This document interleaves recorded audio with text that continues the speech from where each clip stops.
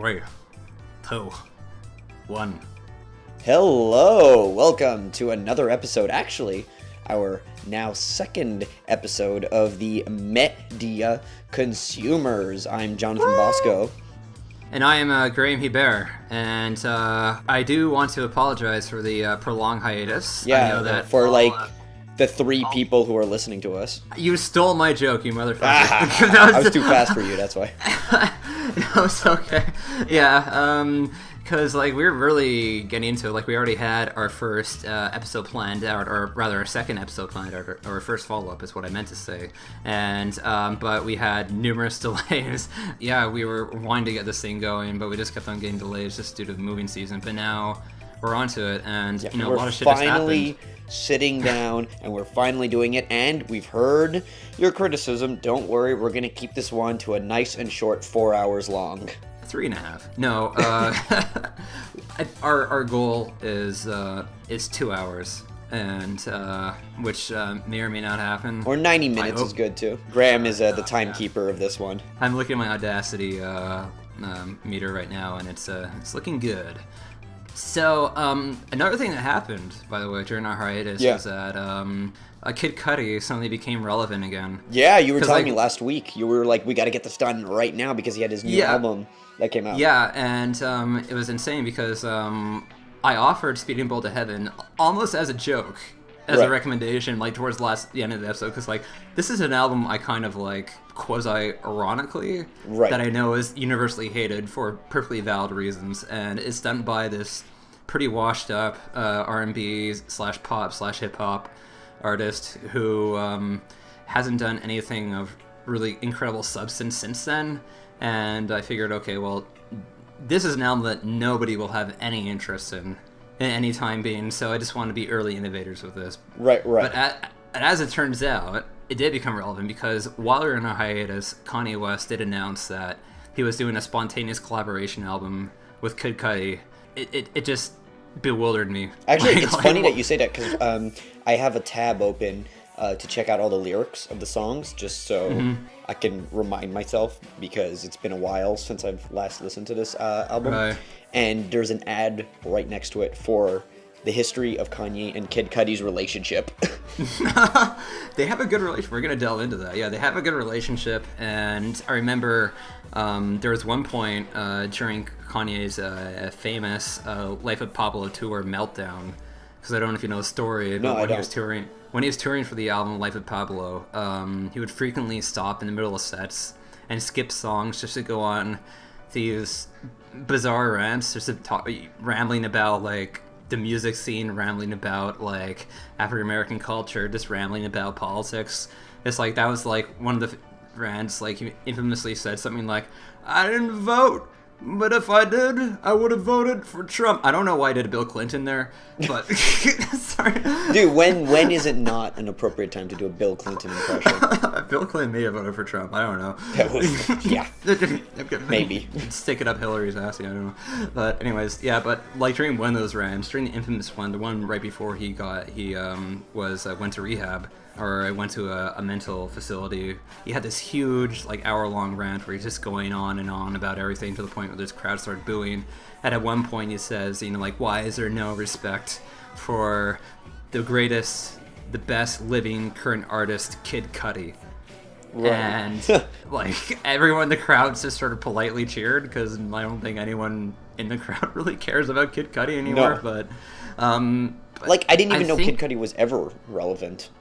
Once upon a time, he was never a critical favorite, that's for damn sure. And he had that one hit, right? Long time ago, Day and Night? That was his breakthrough hit. He had that on his first mixtape. And all the high school kids and college kids were really ate up his material between that and Speedin Bolt to Heaven, despite the fact that his critical reviews just getting worse and worse and worse. Right. So yeah, he released a new album with Kanye West, and on top of that, I've been noticing that in the music scene, or at least in the music listening scene, that Speedin Bolt to Heaven is getting some random revisits. Like, Really? it hasn't gone to the point yet where, people on Gawker or whatever are writing stories about, like, oh my god, this album's not as bad as you think it is. Yeah. It hasn't gone to that point yet, but, like, if I ever go on, like, 4chan/MU, I'll notice, like, maybe, like, once or 2 days, I'll see that cover of Speedin Bolt to Heaven posted where somebody's saying, this ain't half bad. Actually, while I was, because I'm going in completely unknown before this, so I only listened to one Kid Cudi album, and I don't even remember which one it is, and I don't even remember what it sounded like, so I'm going in really like, I know nothing about his history, nothing about his music. I'm very much a sort of, what's the word I'm looking for, just... An observer. Yeah, completely like a third-party observer entering, not knowing anything, unbiased opinion completely, because, like I said, I knew nothing about him before, and as I was searching up stuff to research on the album, I stumbled upon a ton of articles that were basically retrospectives of it, all literally saying the same thing, kind of like, this album is absolute trash, but... is absolutely enjoyable and we love it, and kind of like the same way that everyone loves The Room. It's an actual shit movie, but we sit back and enjoy how shit it is. So this seems to be fallen into the category of so bad it's good kind of stuff with music, which is weird because it's so hard to find music that falls in. Like with movies, you could sit back and enjoy a so bad it's good, but with music, it's so much harder to do it because when music is bad, it's just bad, So it's hard to find a so bad it's good type of music. Yeah, and because usually when a song is just lousy, you're gonna hit the skip button, and when a film is lousy, you have this like level of intrigue where you're just like, where is this gonna go? Like how bad can this get? But for music, I mean, like your attention capacity tends to be much shorter, so if song's bad, you don't really bother. But this is an album where it's just like people were kind of bothering, despite the fact that they were giving terrible reviews. They were bothering to check it out and giving it a listen and saying like, holy shit, what a train wreck. Like, what did Kid Cudi have going through his mind? Because it was such a left field move. No kidding. or beyond left field. It was like an outer space move. It was just like the motivation behind making this album is so cryptic, and it's so up to interpretation. Like I'm gonna read into this, by the way, during this review. Yeah, like, go ahead, do what you have to trying do, to man. figure out why like a grunge album. Why in 2015? Right. And why by the pioneering mumble rap artist? Like, nothing here makes any sense, but in some ways it does. So yeah, that's what. So, and I'm just gonna say, like, going into this, I'm really gonna just be the type who's going along for the ride because like I said, I enter this with absolutely no knowledge of it. I am completely fresh to this all, so I came in completely fresh, knowing nothing about it, and my opinions are purely based on what I heard with no context whatsoever. You had a very different perspective on it than other people, and so I thought that was very interesting because I had a certain prejudice going into it firsthand because, believe it or not, this album was actually my introduction to Kid Cudi.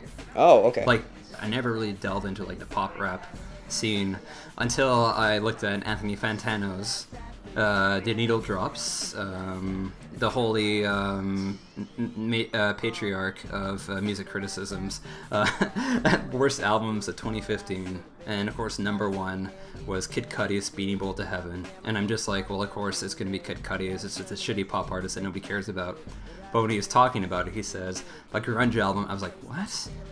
And I said, I gotta listen to this. So I stopped everything I was doing and listened to it. And it was just like, my eyes were just bug-eyed the whole time because it's so bizarre. Right. And this is something else. Like, I can't say a single good thing about it, but I can't stop listening. Right. And Which you know what? It's essentially, that's what it is. Because going into it, well, one of the big things I felt was I couldn't understand why people hated it so much, and part of me feels that the reason I don't feel that is because I don't know the context of Kid Cudi's career. So I feel like a lot of people who went in hating it were huge Kid Cudi fans, and because he changed his sound so drastically, they felt not betrayed, but kind of like, what are you doing, man? Why are you doing this? Like, this is not you. Like, this is not your sound, which, you know, God forbid he experiments with a new sound as an artist, you know? Right. And then it sounds like, from your perspective at least, it's a lot of people went into this being like, this is not grunge. What, you're doing a grunge album? This is not what grunge is. Like, what's your problem?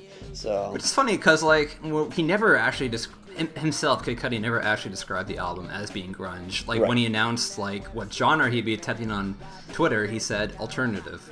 Which Huh. actually I think is much more accurate. Yeah, Like, that because- fits. Like, it is an alternative, like, rock sound. Because too. like when I listen to like like Alice in Chains or like Mudhoney or like early Melvins or like the like sort of like grunge pioneers, it's there's no comparison. It's like a completely different approach. Which is funny because I'm going in completely fresh with grunge too. The only grunge I've ever really listened to is Nirvana, and that's only because it's the most mainstream type of grunge out there. So grunge is even a genre that I'm not super familiar with, other than it was sort of the garage rock of the 90s, you know? So I have no ear for grunge because it's not a genre. It's basically one of my weaker genres in terms of music. It's not one of the genres I know very well. So I'm not only going in fresh for Kid Cudi, I'm going in fresh for grunge here. Yeah, I'm not the biggest connoisseur of grunge either, and funny enough, neither is Kid Cudi. Because, Yeah, no kidding. When he mentioned his influences, he said Kurt Cobain, and that was it.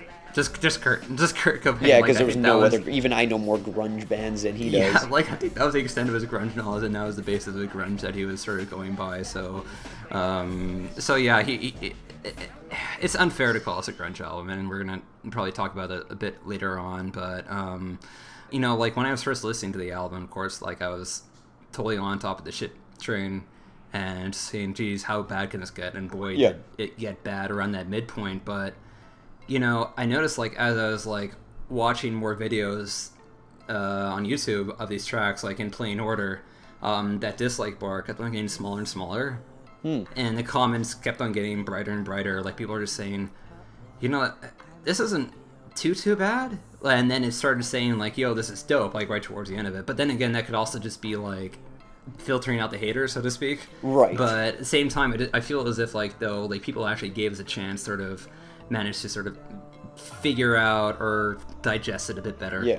Well, that's something I noticed with myself, too, because I had to listen to it multiple times, because I wasn't just going to listen to it once. I'd have nothing to say, especially with me. I listen to an album once, and then I basically forget 90% of the album, because for whatever reason, that's just how we are as humans. Our memories aren't, like, perfect like that. So I've listened to this album tons of times, and every time I listen to it, I started to like it more and more and more, to the point that I was like, I'm actually kind of excited to listen to this album again, which is odd. Like, it's not, in no way would this ever be one of my favorite albums. In no way would I ever be like, this is an album I want to own or even consider it great or anything. But there is a factor to it that makes it incredibly enjoyable and makes you stick to it throughout the entire time, just because, I don't know, there's a very misguided underlaying, like, tone and vibe to it that just keeps you staying, like it's like watching a train wreck almost, that you're just like, I just gotta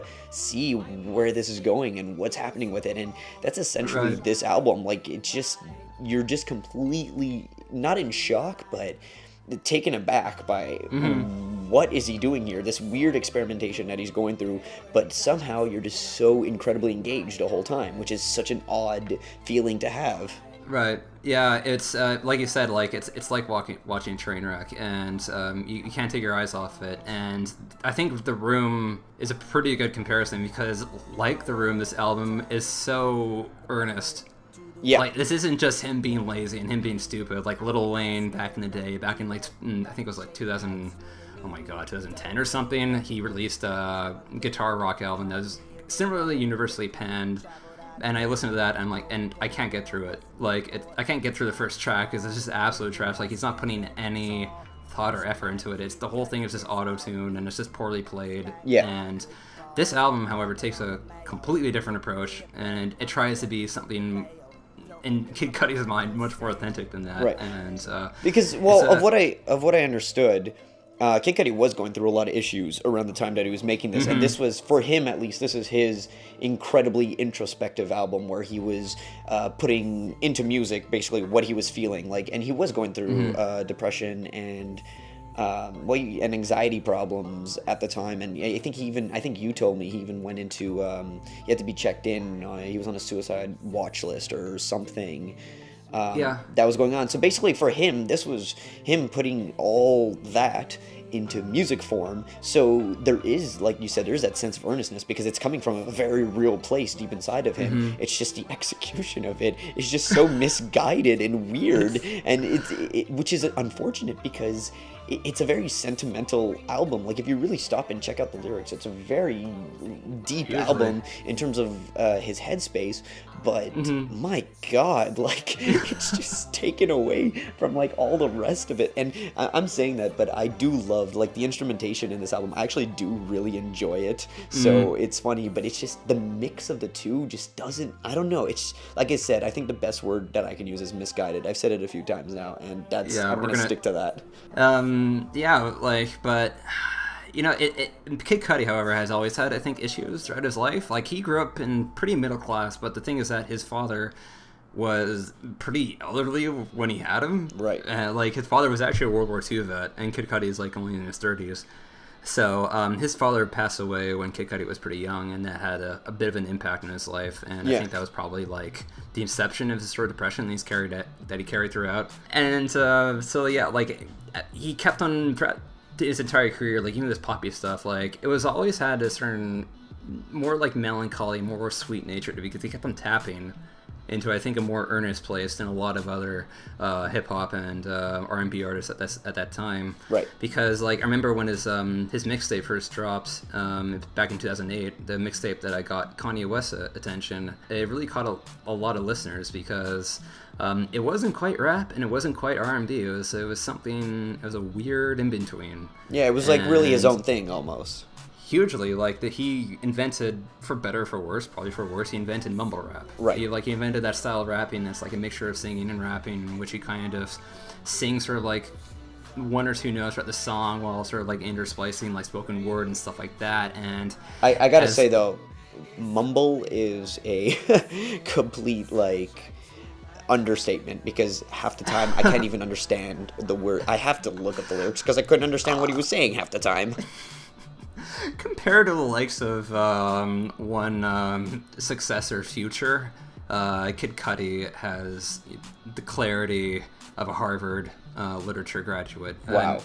So, I don't want to delve deeper into anything else, because already I have this problem where I can't understand what the lyrics are said, even unless it's like one of those singers who is really enunciating and clearly singing what he's saying. I cannot understand lyrics. I'm like the king of misheard lyrics because I just can't grasp what they're saying for whatever reason. Like, I can hear them, I'm not deaf or anything, it's just I can't string together exactly like the words that are being said. So I always have misheard lyrics. I'm always singing the wrong lyrics because that's what I hear. So when you have an artist like Kid Cudi come in and I'm trying to listen to his lyrics, I have no idea what the fuck he's singing about because I just can't. I have to look at the lyrics. I just have to. I have no choice. You know, misunderstanding his lyrics, you know, maybe for the better. Maybe. You know? Like, judging by some lyrics, like Speedin' Built to Heaven, honestly, like, compared to some of his previous work, it's pretty competent lyrically. Like, you know, because, like, when he got signed with Kanye, and Kanye loved him right away, Kanye helped fund and produce his debut LP, which is Man on the Moon, which was a huge cult hit, and despite getting pretty mixy critical reception, like, that album is a huge hodgepodge. It has so many high points, obviously, like Solo Dolo, like Day and Night, like Pursuit of Happiness featuring MGMT. Yeah. Like, it was pretty unique at the time. Cause MGMT, really? Yeah, you know, and Ratata. And, like, you have this R&B artist who's collaborating with these alternative bands for a pop album. I mean, it was pretty unique, but other tracks weren't too unique. Like, there's that terrible collaboration with Kanye on the album, which is like a Poker Face quasi cover. Okay. A cover of not the Lady Gaga song Poker Face, but a cover of the song that Lady Gaga quasi ripped off her Poker Face. Okay. It is, and it samples, and it's a disaster. And there are a few disasters in the album. Like, Kid Cudi, right from the get-go, he likes to go big. He likes to cram in the kitchen sink into his album, and like, he's not a B-side person. Like, he doesn't say, this track could do without. No, it's going to be on the album. If Kid Cudi makes it, which you can admire. You can admire that because he's putting, like, his 110% into every single song, which tons of albums have so much filler in them. I mean, yeah, he's putting a lot of work into it, but there are a lot of other artists who put a lot of work into their music, but who know that the album format, it doesn't necessarily have to be 90 minutes long or however the hell long. Yeah, you don't need a full CD of just demos. Yeah. Oh my. I don't even want to talk about that part of the album. Like, it's so ridiculous. I listened to it once, and I'm like, I'm not listening to this again. This is stupid. There's a point to everything Kid Cudi does, weirdly. Like, he's a very conceptually minded artist. Like, you know, he did do his follow-up, which was Man on the Moon 2. Yeah. Which, you know, lyrically and conceptually is sort of like a sequel, and even then he, like, again, very grandiose. Like, it's a super long album with all these beautiful strings, etc. But I find the album to be an absolute snore, personally, because the songwriting is just kind of very flat. Around the same time, like, he started to dabble into rock. He started this pretty terrible group called Wizard. Okay. It's spelled WZRD. Wait, I feel like I've heard of that. Yeah, it was it was a psychedelic rock. Oh, even psychedelic rock in the 2000s. I can't. Oh my god, must be amazing. In the early 2010s. So it was even better. Yeah, so it was horrifying. This really cheesy. Like, I'm making it sound more interesting than it really is. So it's not so bad. It's good. No, it's just bad. People will not be listening to Wizard the same way they'll be listening to Speedin' Bolt to Heaven. It's just an absolute mess. And then after that same point, he kind of had a bit of a crisis. Like, he said, okay, well, no, you know, like, I'm gonna produce everything myself. And he literally had an album where he produced mostly everything himself, and it was called Indicud. Indicud? And Indicud.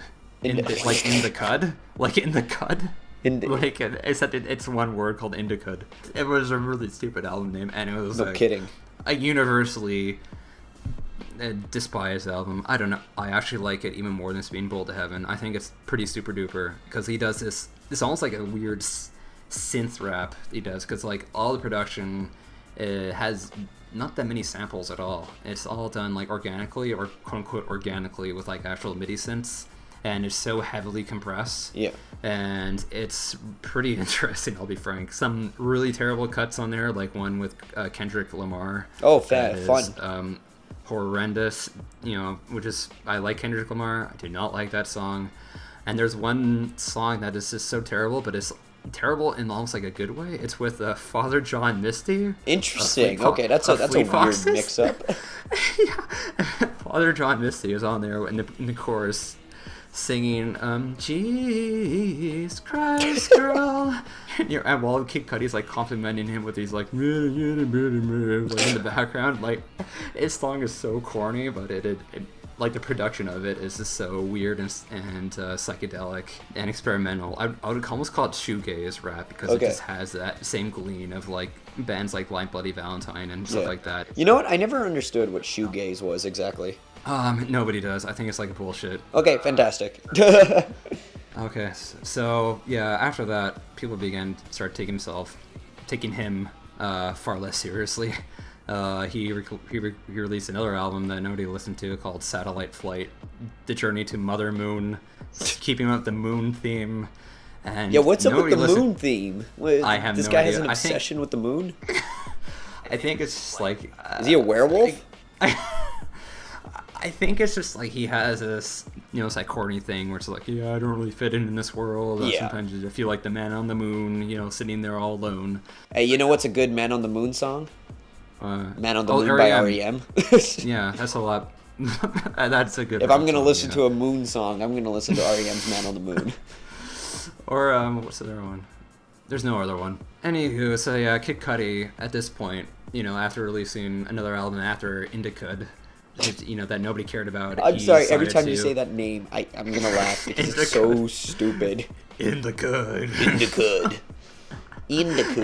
Sounds like it almost sounds like a weed strain. Oh yeah, like it does actually.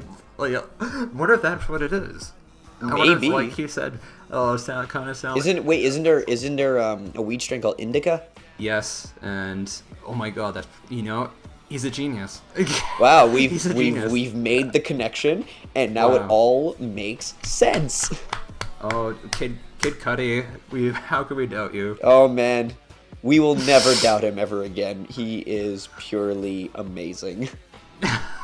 How did he come up with that? It's like, where do you come up with something like that? It must only come from the deepest subconsciousness of a genius mind. Let me wiki this background. You're right. The title, Indica, is a play on words on the putative species of genus Cannabis indica and Kudi's old name. You know what? There you go. You see, he's a I knew genius. it. And I only knew that because one of my closest friends is a pothead. So there you go. I feel so happy that he's a pothead now because I was able to say that. And ask him if he likes Kudi. I don't know. He doesn't like Kudi. He's Brazilian. Kid Kudi was in kind of dire straits, and eventually he sort of. Oh, he was in the band, Dire Straits? Yeah, he was. Oh, wow. That didn't work out very How did he get there? That's where he picked up guitar skills. Mark Knopfler taught him a thing or two. So he got kicked out of that band. Yeah, I wonder why. And then said he might be making a Man on the Moon 3. Jesus. Just because that seemed to be working out for him better than any other project. But during like the conception of it all, like he sort of was figuring out like it was morphing into something else entirely. Ooh. Was it this? And was it this album that we're talking about right now? It might be. Oh my god. Be. And I'm so excited. So what he did is he decided to, he said, fuck it, I'm getting into an album that's as raw and emotive and hard-hitting as possible. Oh yeah, so hard-hitting. This album, I can tell you, this album hit hard, just not in the ways that he expected it to. Right in the crotch. Hits you right in the crotch.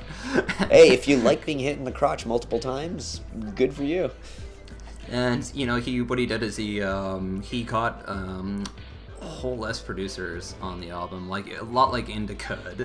It was mostly produced by himself, I think, with some help from his friend. What's his name? His friend Plain Pat.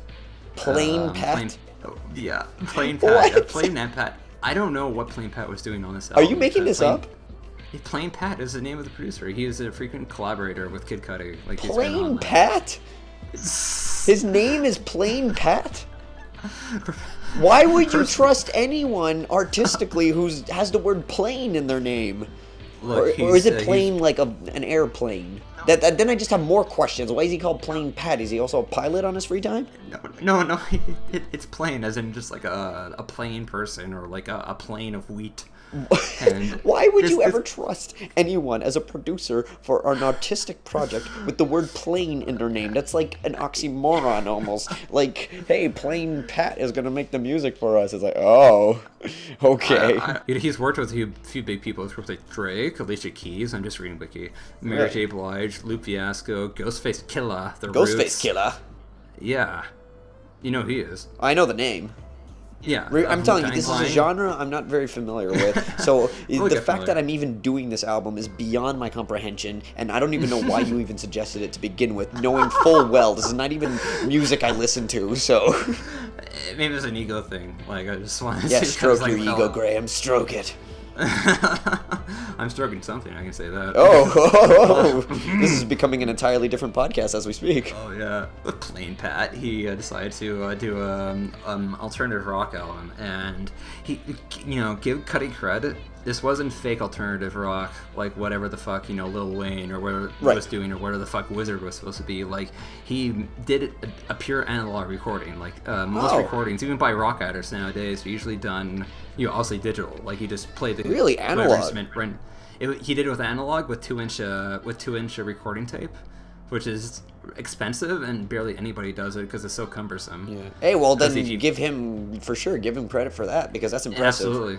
And like it definitely, like, one thing critics were saying about the album is that it does sound warm. Like, it's a very unusual sound. Like, nothing sounds all that tinny, nothing sounds all that overly compressed. It sounds like very organic music. So he played guitar on all the tracks. I don't know if he taught himself like right before. Okay, so that's him actually playing.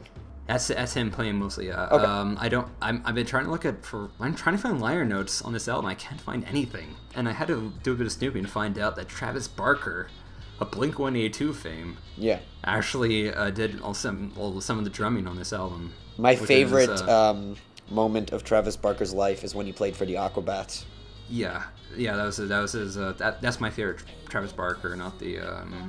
When he not was when Baron when Von Tito. 22. Did you know, actually, the Aquabats got him back to play live with them for some shows? They were doing this whole... I think they were doing their 20th anniversary of The Fury of the Aquabats. And that's so cool. they got most of the band back, and they got Travis Barker to come and play drums for them again, to redo all the songs, to basically play all the songs of the Fury of the Aquabats album live. So the fact that Travis Barker did that means he's a really good sport about it all. But did he wear the outfit? Yeah, of course he did. Oh, He's okay, not good going for to him. not wear the outfit. The Aquabats wouldn't. I don't think the MC Back Commander would allow that at all. Yeah. But yeah, Travis Barker, I'm not that big on, to be honest. But you do have to give credit where credit's due. He's a pretty decent drummer. He's a decent drummer. His drumming style, I just find to be a bit kind of heavy-handed. Oh, okay. Anyways, on this album, I think it actually kind of works in a weird way. I'll probably delve into it deeper later on. But anyway, so Kid Cudi recorded this album and defended hugely. Before releasing the album, he basically said, "This is my true artistic self." Yeah. And he said, which is kind of disingenuous because he did have a true artistic album. It was called Indicud. Because he produced and wrote the whole thing. So can't forget Indicud, man. He can't make the argument that he's had shackles on him this whole time, and then suddenly shackles were let loose and he decided to create this this 90s throwback album. That doesn't make a lot of sense to me. So I think that's just him sort of boosting himself, and he was also talking about how this is some of his best work to date and things like that. Oh my god, boy! And then he released the first track, "Confused," as a lead single, and a very apt title. Yeah. Very apt title. I'm sure everyone was confused. And people were just a lot of critics were just well, this might just be a weak lead single, and maybe it's just him just saying, yeah, I'm gonna be weird as hell. And then he released the second single, "Judgemental Cunt." Yeah, "Judgemental Cunt" was the second single of this album. And I gotta say, Judgemental Cunt is fantastic, but... I fucking love that song. Oh, it's great. That was it's a second single.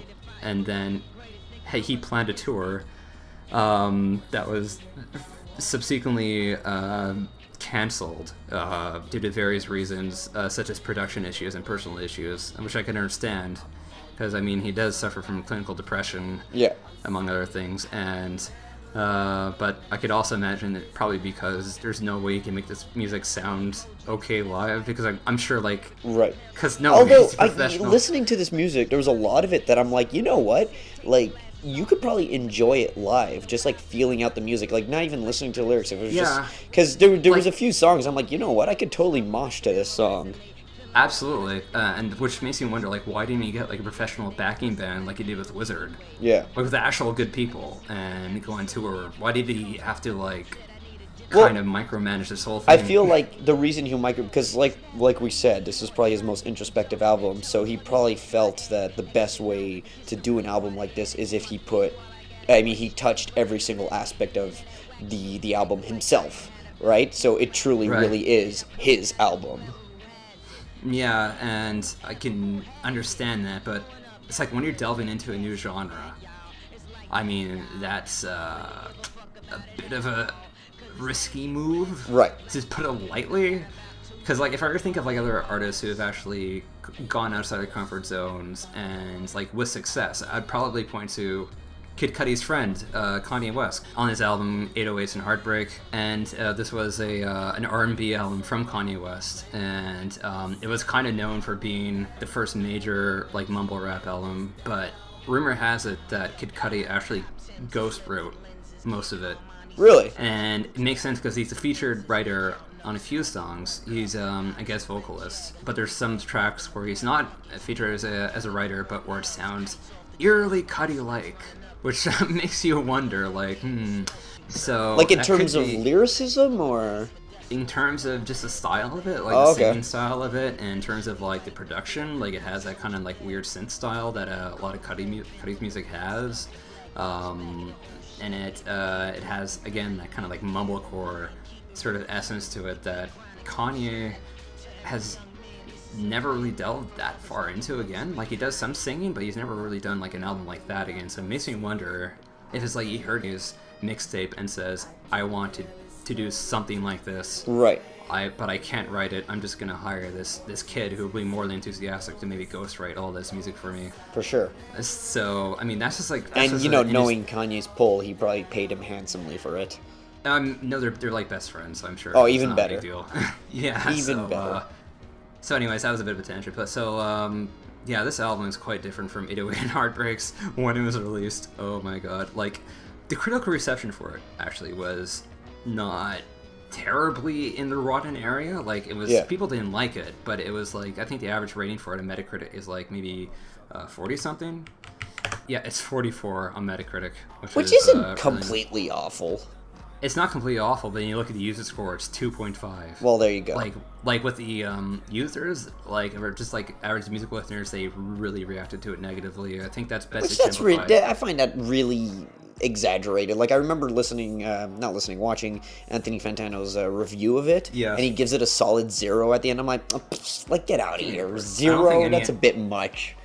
I don't think any album, unless it's like completely tasteless, unless it's like something that's like neo-Nazi or something, would ever warrant. And even then, a neo-Nazi album, I'm sure, has some sort of artistic integrity to it. Screwdriver, I guess, okay. Neo-Nazi group, but anyways.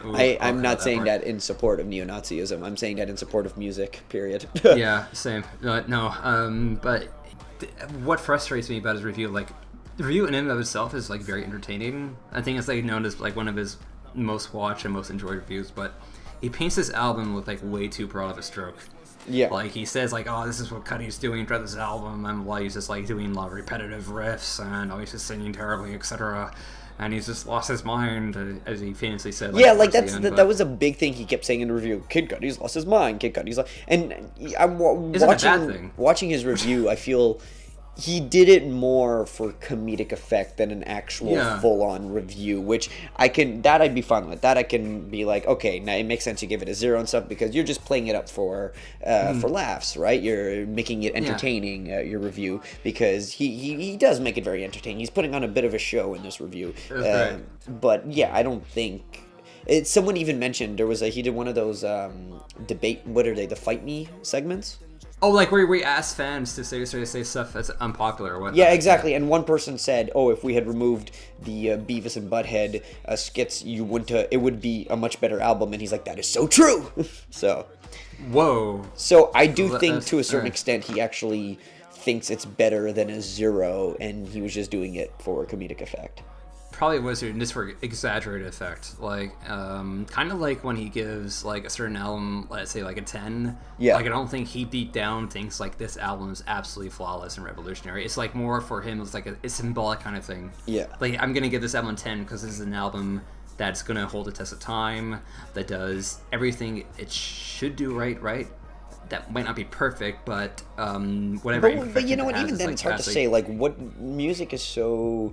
There's so many different genres, and there's so many different ways to do music. Mm-hmm. What is doing it right? Like, yeah, and this album, for the most part, does not do it right, and I think that's what really incentivized him to sort of go home and give this a fat freaking 0. And RateYourMusic.com, they went even harder. Like, my favorite comment on RateYourMusic.com when I first looked at this website, looked at Being Bold to Heaven, it was a comment that said, finally, the Kid Spot version of In Utero. I said, that's not a bad description, because... That's so good. Yeah, so... The Kid's Bop version.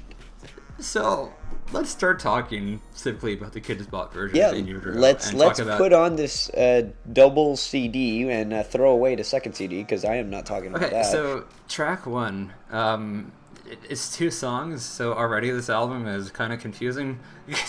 Yeah, and it's fun because I was listening to it, and I felt the album should just have started on Mortem. Yeah, that would like, I don't see the point of Edge of the Earth. Like, I get it thematically, but in terms of style and everything, it should have just cut out Edge of the Earth and just start right on Mortem. Yeah, I think what he wanted to do is he didn't want to start in a, like, thematically, he didn't want to start in Mortem. He wanted to start with a suicide first. I can guess. Because the song Edge of the Earth that starts off the album is a pretty grotty and actually kind of interesting, I think. Yeah. Like little quasi demo. Like it really reminds me of like old 90s like lo-fi like Sabbath or like Guided by Voices. In fact, this whole opening thing kind of reminds me of Guided by Voices, you know, like where it's just like a half a song that goes into another half a song kind of thing. Right. And I think it has sort of like this modest quality, you know, like a guy like in his basement or in his apartment doing this like this one little ditty, and I kind of like it in that regard. And then it has a very kind of sort of awkward transition into this much more hi-fi track, Postmortem Boredom. Postmortem Boredom. I was looking up the lyrics. Half of the lyrics are just na na na na na na. But I gotta say, like, I was like, is this what the album's gonna be? Because, you know, I'm going, like I said, I was going in fresh, right? And it's just this repetitive guitar note just playing over and over, and you got these, like, almost radio-like vocals, like he's speaking through a transistor radio or something, and I was just like, oh, please don't tell me this is gonna be the whole album. So when it made that transition into Postmortem, I was like, okay, cool, like this is what I have to look forward to instead. I was kind of the opposite, actually. When I first heard this album way back in like 2016 or whatever, I was like, oh, this is cool. This is like a lo-fi throwback, like kind of like a lo-fi R&B. Oh, it's true. I forgot you're a huge fan of lo-fi. Yeah, I kind of am. Well, which is weird because I love, like, if I find the right, like, bands from the 70s and 80s who are very lo-fi, I really like that style. I guess it's just here I was just not vibing with it very well. No, I couldn't, because it feels like cosplay kind of lo-fi, you know what I mean? Right. Like he's just putting it on almost like as an authentic aesthetic. Yeah, so maybe that's why I felt the inauthenticity. I felt the fakeness. Yeah, but I thought it was a fun fakeness. Right, okay. No, fair enough. Because I'm not saying I hate it. I just... No. Like, I oddly do, like, despite what I just said, I oddly do enjoy it. I just feel like, in terms of the album, it should have just started with Postmortem. Especially the transition right between the two songs is this weird, like you said, weird transition where there's, like, a radio break right in the middle. And it's kind of like, well, why didn't it just start with the radio break and go right into Postmortem instead of having this Edge of the Earth part at the beginning? Yeah.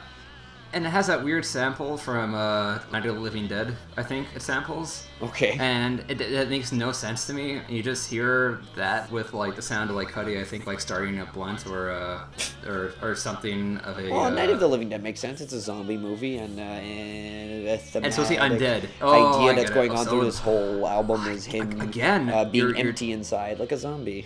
Oh my god, again, you're drawing me to the brilliance of Kid Cudi. I know, dude, you just wait till we get to Adventures and you hear how I break it down. So this track, Postmortem Boredom, half track song, Postmortem Boredom, sort of introduced everything that I think is right and wrong with this album, because it has a pretty catchy riff and more or less a pretty catchy vocal melody. I like some of the lyrics where it's just like, I've come to heaven, they have no whiskey, I'm actually kind of disappointed. Yeah. Where it almost like kind of reflects upon sort of that state of depression where it's like, oh my god, you don't really want to live, but then again, you don't want to leave because you'll be without your vices. So it has that kind of cool feeling of just being in this sort of limbo between like wanting to end it all and just like wanting to carry on being sad, which I think is just one of the many earnest examples of melancholy in this album. It umbrellas everything that basically this album has to offer right in one song, so kudos to him for doing that, even if it's not like super fantastic. It works with me because like I believe that Kid Cudi believes what he's singing. Yeah, or, like, and he does. Lyrics. He really does believe what he's singing. Which makes me wonder, like, why did he open that song with him going, no, no, no, like him tuning his voice? I mean, like, was that really necessary to include it? It makes it sound like he's not really giving a shit, but he also does. So it's like, well, that's a really weird touch. And then the song just ends with him going kind of like, ugh. Which I sort of understand, like, from a thematic point of view, like, him just being disappointed and being like, but it, like, he does it so... It's great because it introduces the fact that he's going to be doing that throughout the entire album. Which, those are some of my favorite parts, just his, like, nonsense guttural noises that he does, just the... that he just does throughout the whole album, his hey-oh! Like... Well, he does that on a lot of his non-rock music, so I think that's just Cudi being Cudi. Yeah. So then we go into the first single, which sounds like this. I'm going to play it, by the way. Confused. Like truth is what I choose.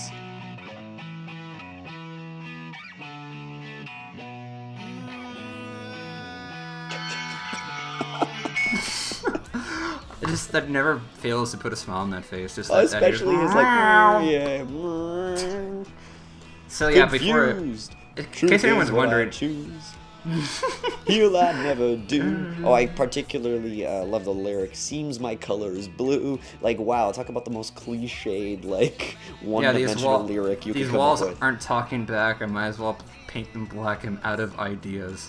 like, oh my lord, dude. Like, but it's not even that. Like, it's so. This is one of the songs where I get confused if it was Kid Cudi really being introspective and, like I said, it's coming from a real place, or if this is him sort of jumping on the bandwagon of writing depressed music for the sake of it. You know what I mean? Yeah, because it's like, oh, look how deep I'm being with this depressing music, and it's hard not to feel that way when you read lyrics like this, and you're like, well, this sounds like every single university student being like, look, I'm writing something about a depressed person, even though I understand nothing about depression. These are the lyrics I came up with, and it's the most surface level, one-dimensional type of schlock that you've heard 2 million times, and you're like, this is no. Yeah, I do get that impression, but at the same time, it's like, what bandwagon? Oh yeah, I was thinking about like when we were in university, and every single video that was made in film class was like, this is a movie about a depressed guy. Which I got so fed up of, because I'm like, Jesus, like, stop it. And you know what? We all go through issues. We all have it. This is not me attacking anyone for having depression or anything. Like, I suffer mental illness. I know how it is. But it's more just a fact of, like, they're doing it for the sake of it. They think it makes a good product if you do something that relates to something that dark or that deep, and you, especially in film class, every time I'd watch it, I'd kind of be like, you know what, if you, I could believe you are going through these issues, and if you are, like, I do feel bad for you, and when I say get help, I genuinely mean, like, get help, because the only way you're going to get better is if you get help. Like, if this is what you're going through, I genuinely think for your own health, you should get help. But at the same time, I'm like, I don't believe you, because it just looks like you think, like, it's one of those things, like, you're immune to criticism if you're making something about depression. In regards to, like, creativity and whether or not, it's really all that profound anymore to sing or do about depression, I'm like, it ultimately depends. Because, I mean, you can talk about, like, when you do your music, you should talk about, like, what's most personal to you. And obviously, like, with Kid Cudi, being that he does suffer from legit clinical depression, I mean, he's going to probably sing about that. Yeah, I have nothing wrong with that. Like, actually, I'm a huge supporter of mental health awareness and talking about mental health issues and getting it out there. Like, I'm a huge supporter of that, and I'm constantly trying to make people more aware of, like, the actual, like, what it actually is.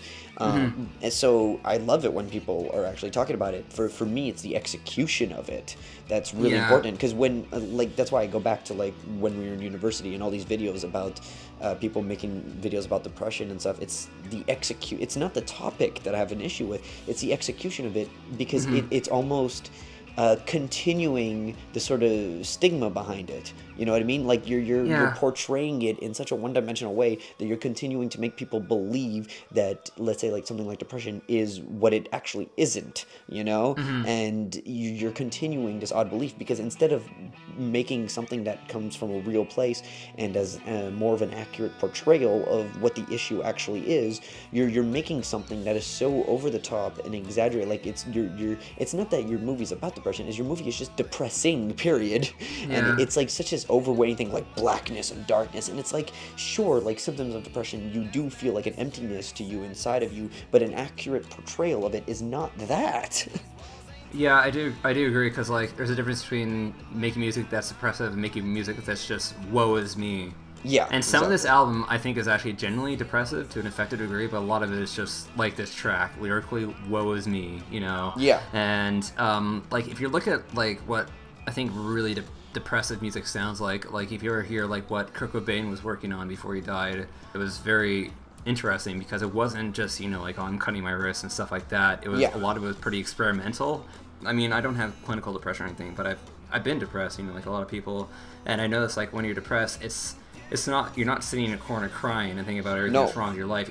You're immobile kind of thing. Yeah, where you're just, well, like, because the real thing about depression is that, like, people always see it as, like, I'm just sad all the time. When in reality, 9 times 10, you don't even feel sad. You kind of feel numb. Like, you don't really feel, like, the big thing is that there's just a lack of happiness. You're just not feeling happy, and you feel demotivated. You feel like you just can't get up and do anything. You just feel so empty, like a black void inside of you. You just feel like you're the worst burden on everyone. You feel like you're just useless and worthless. So it's not just sitting in a corner feeling sad. There's so much more to it. Anxiety is a big part of it too. Like, that's a lot of things. Something people don't talk about when it comes to depression is the anxiety aspect of it. Like, you feel very overwhelmed with, like, just everything that's going on, that it just blocks you, and that's why you just sort of kind of sit there kind of just feeling overwhelmed in, like, fear and anxiety and just all those emotions mixed up that you just can't handle at the moment.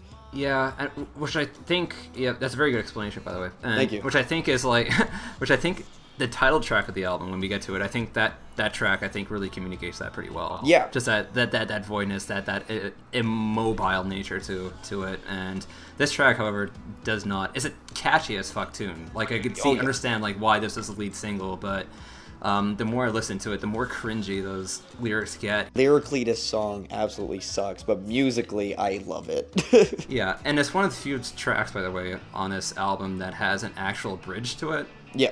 So I give it that credit. Like, a lot of this album is very interesting stylistic choice, but I don't think it's necessarily bad. But it'd be off-putting at some points where it's just like, you realize, this is kind of catchy, and then it's the same riff over and over and over again, which is a Kudi / hip-hop / R&B motif, because R&B and hip-hop is naturally, repetitive, which is why it probably translated so strangely to this grungy alternative rock format. Because you don't often hear alternative rock where it's just like the same riff over and over again. Usually they do like a bit of an intro, or there's a bridge, or there's a solo, or a combination of all that. But this album is mostly just the same riff kind of over and over again. Which leads us to our next track, by the way. Yeah. Which is, you just said it, thank you. Yeah. So, sorry, this one I found funny. I was listening to it, and I felt like he was channeling. Do you know who Wesley Willis is? I have no idea. Okay, so Wesley Willis is the singer who had a very unique singing voice, and his songs were usually very odd, and I honestly felt he was channeling. I wish you knew who Wesley Willis is so you could understand the reference, but he was channeling him here, like it like that style of singing, like, he's singing like this in the moment, da, da, da, da. And Wesley Willis has this song called Rock and Roll McDonald's. You probably heard it. They used it in Oh, I know him. He died, unfortunately. Oh, he did? Okay, so you do know, you just didn't know the name, but you know the song Rock and Roll McDonald's. Yeah. I honestly kept thinking Kid Cudi was gonna bust into that song. It was gonna go like, just live in the moment and rock and roll McDonald's. Rock and roll McDonald's. I honestly thought that, like, I was just like, he sounds like Wesley Willis in this song. Wesley Willis, he's schizophrenic, and he was schizophrenic, I think, partially. Which is funny, because Wesley Willis had a song called Kurt Cobain. He did? You see? This is all time.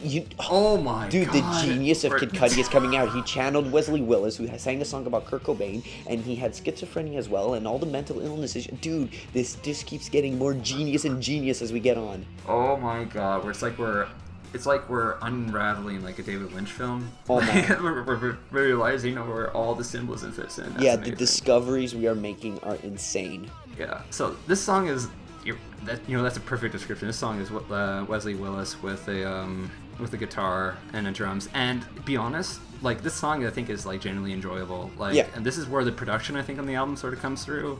I find it remarkable that both Kudi and Plain Pat were the only producers on this album without any rock producer, and they managed to create this pretty rocking sound to it. Yeah, who would have thought someone like Plain Pat would make a song like this? Yeah, but one of the issues I first noticed, though, is that this riff, and by the way, it's one riff throughout the song, which I guess is the style for most of the album, but there's not a lot of harmony to it, where it's like all the instruments, the bass and the guitar and even the vocals are all doing the same note. I do love when the drum beat hits in, you have the guitar going and it's like... Yeah, I'm gonna assume that's a Travis Barker touch, and it actually works perfectly. Because like I was saying, like, I'm not that big a Travis Barker fan, but when he does work with like R&B artists or like hip-hop artists, he does a pretty terrific job. And on this album, like, I think he understands the style somewhat, or what it's supposed to sound like, maybe even sometimes better than even Kudi does. Right. And it works actually pretty well, especially on this album. And so this song is pretty fun, and then it cuts abruptly, and it cuts into our first Beavis and Butthead sketch of the album. That's right, everyone. There are Beavis and Butthead sketches in this album, which is absolutely insane. Like Bubbles. Hey, Butthead, why the podcast? Just stop. I just want to tell you that this character fucks. Like, what, were we ever funny?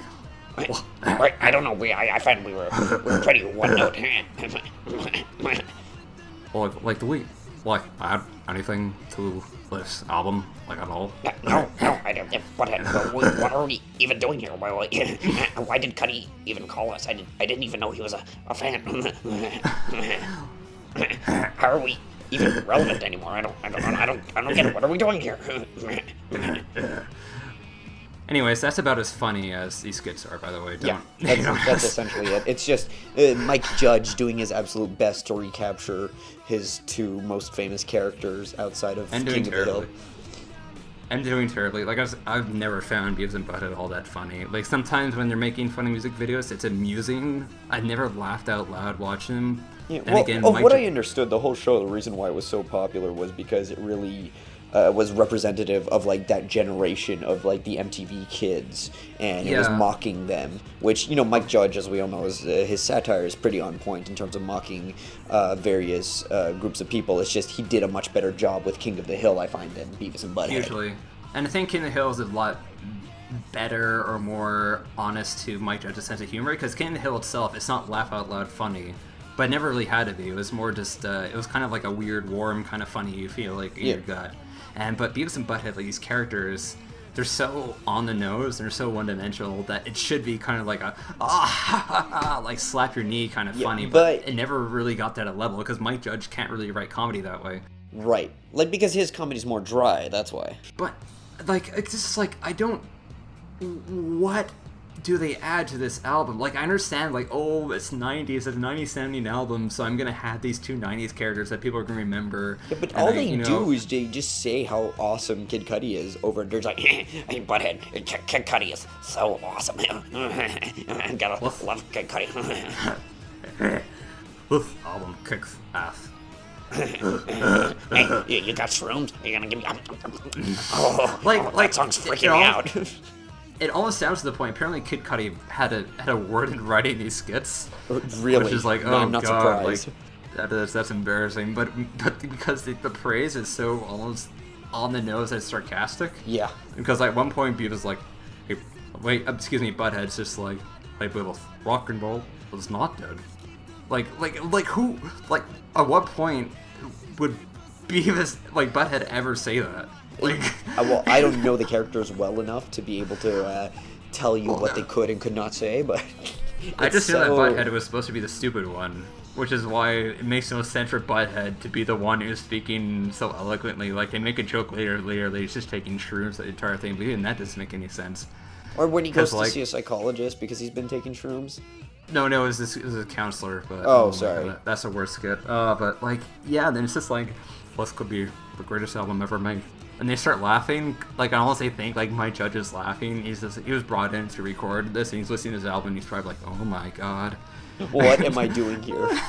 Why am I doing this? I am the fucking creator of King of the Hill, and they have me speaking on this fucking Kid Cudi album. And those final words on the skit, which I just want to get out right away, where he says, word to Kurt. Like, oh, that is so tacky. Yeah, like don't bring Kurt Cobain into this. Oh, Lord. Let him rest in peace.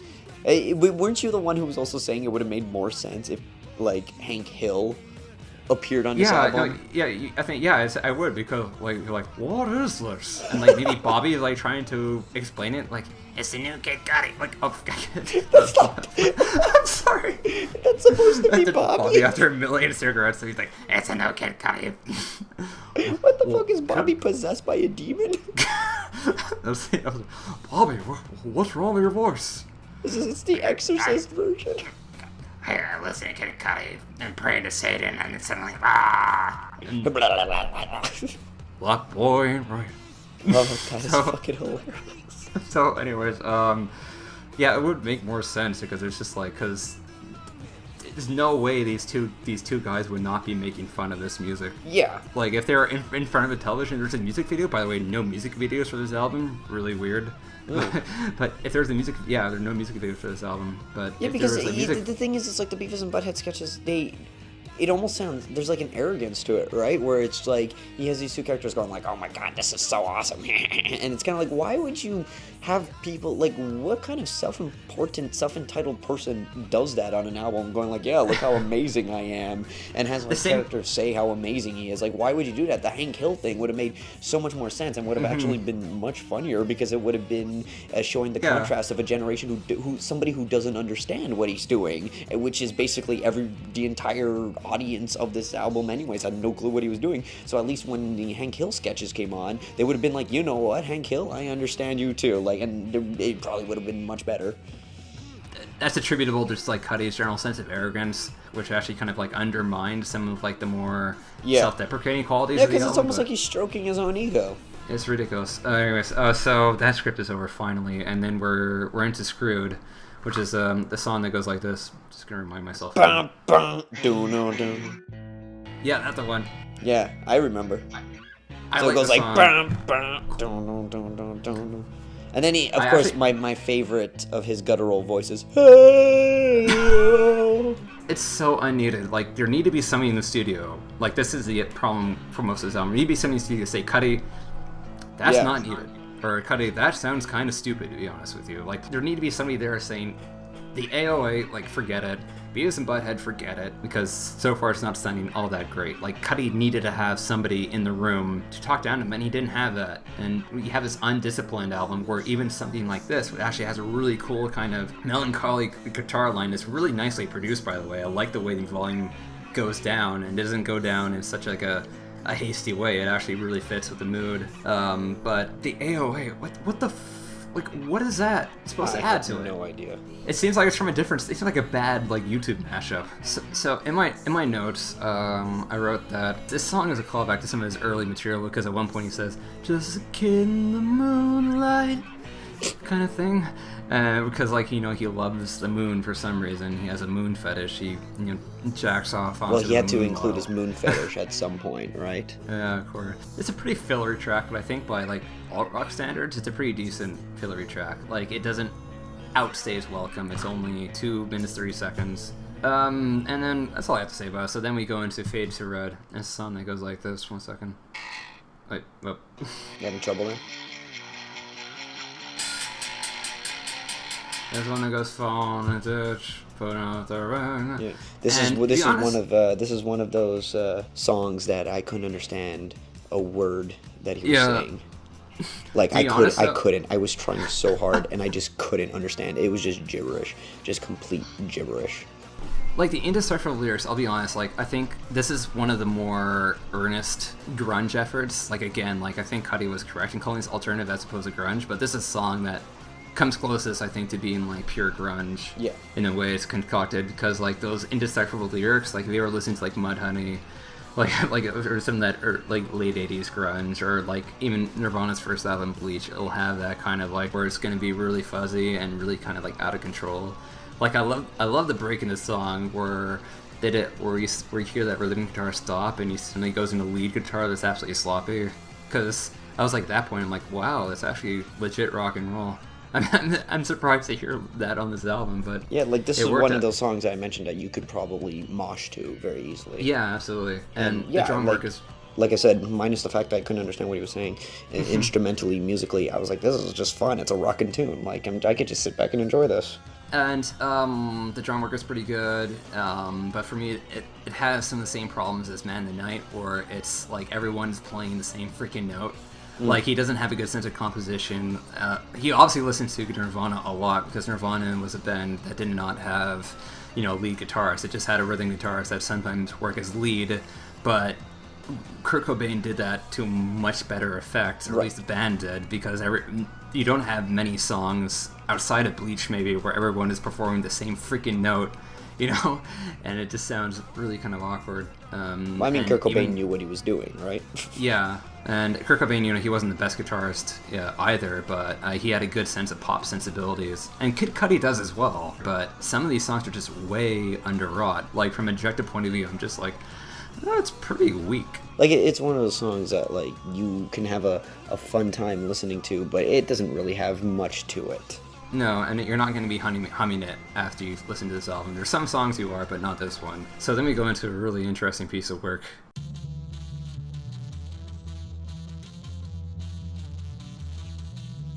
Very experimental track, which is surprising, because I thought that he would just, like, listening to this album first time, I thought he was just going to keep up with, like, the alt-rock grunge motif. But then he goes into this, a very sort of, like, I don't know how to explain it. It's almost like trip-hop. Yeah. Almost like Massive Attack, kind of, where it's like this really kind of scratchy drum beat in the background and very sort of synthesized, almost a guitar line. It's a pretty uniquely produced song that's hammered by some of the worst lyrics maybe in human history. What are you talking about, man? These are the most poetic and genius lyrics I've ever heard in my life. Her vagina's moist and warm. I'll fucking rip off my arm to Yeah, sew. I'll keep you. Here, it's her vagina is moist and warm. I'll keep you safe. Just hold my arm. Hell is beyond the door. Heaven doesn't want one more. No more chicken sandwiches.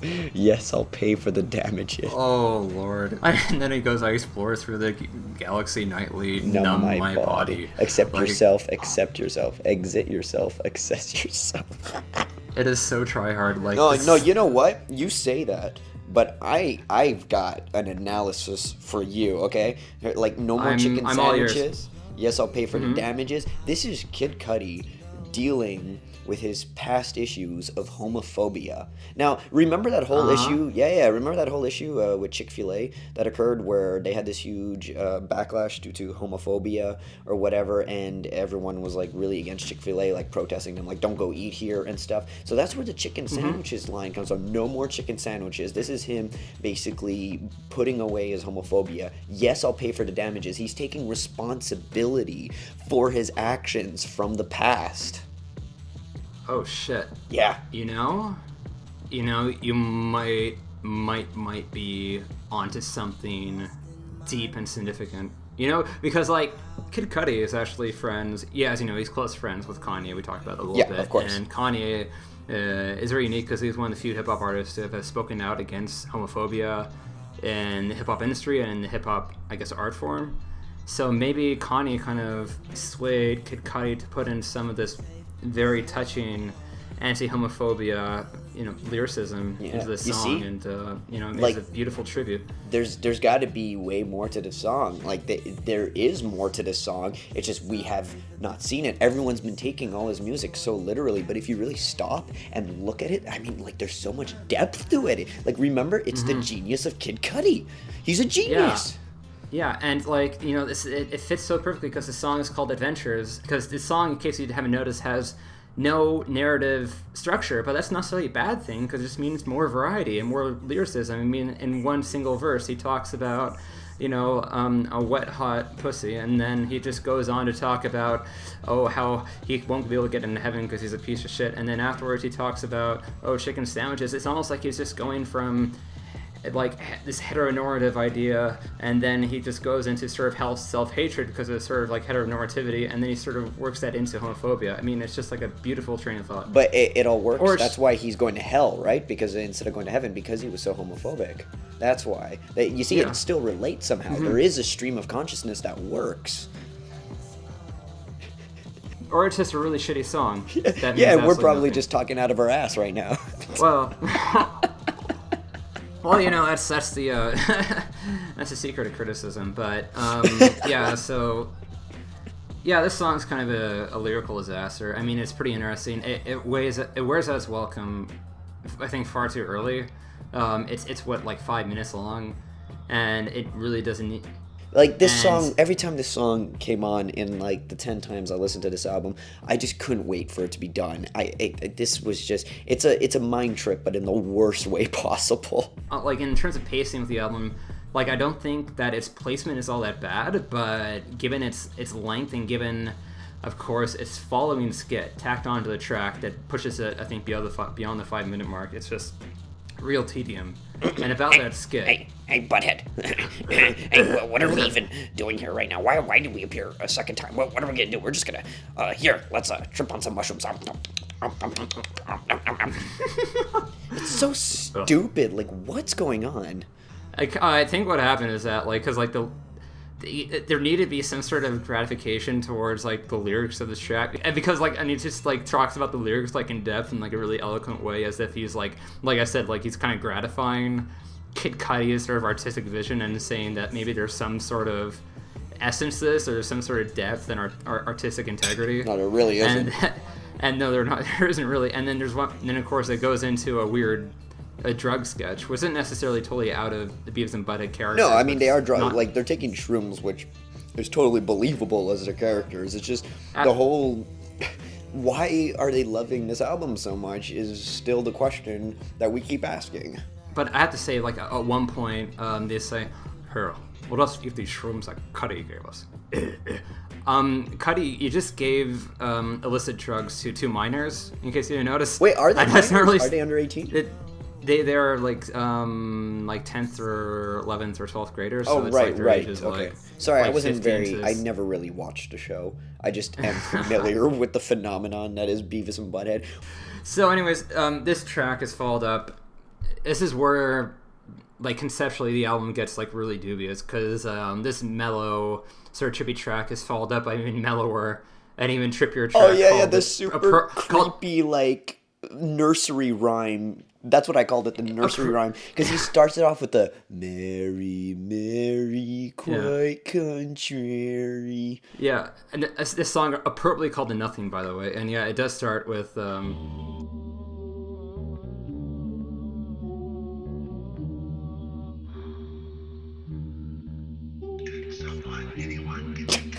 Yeah, so can someone?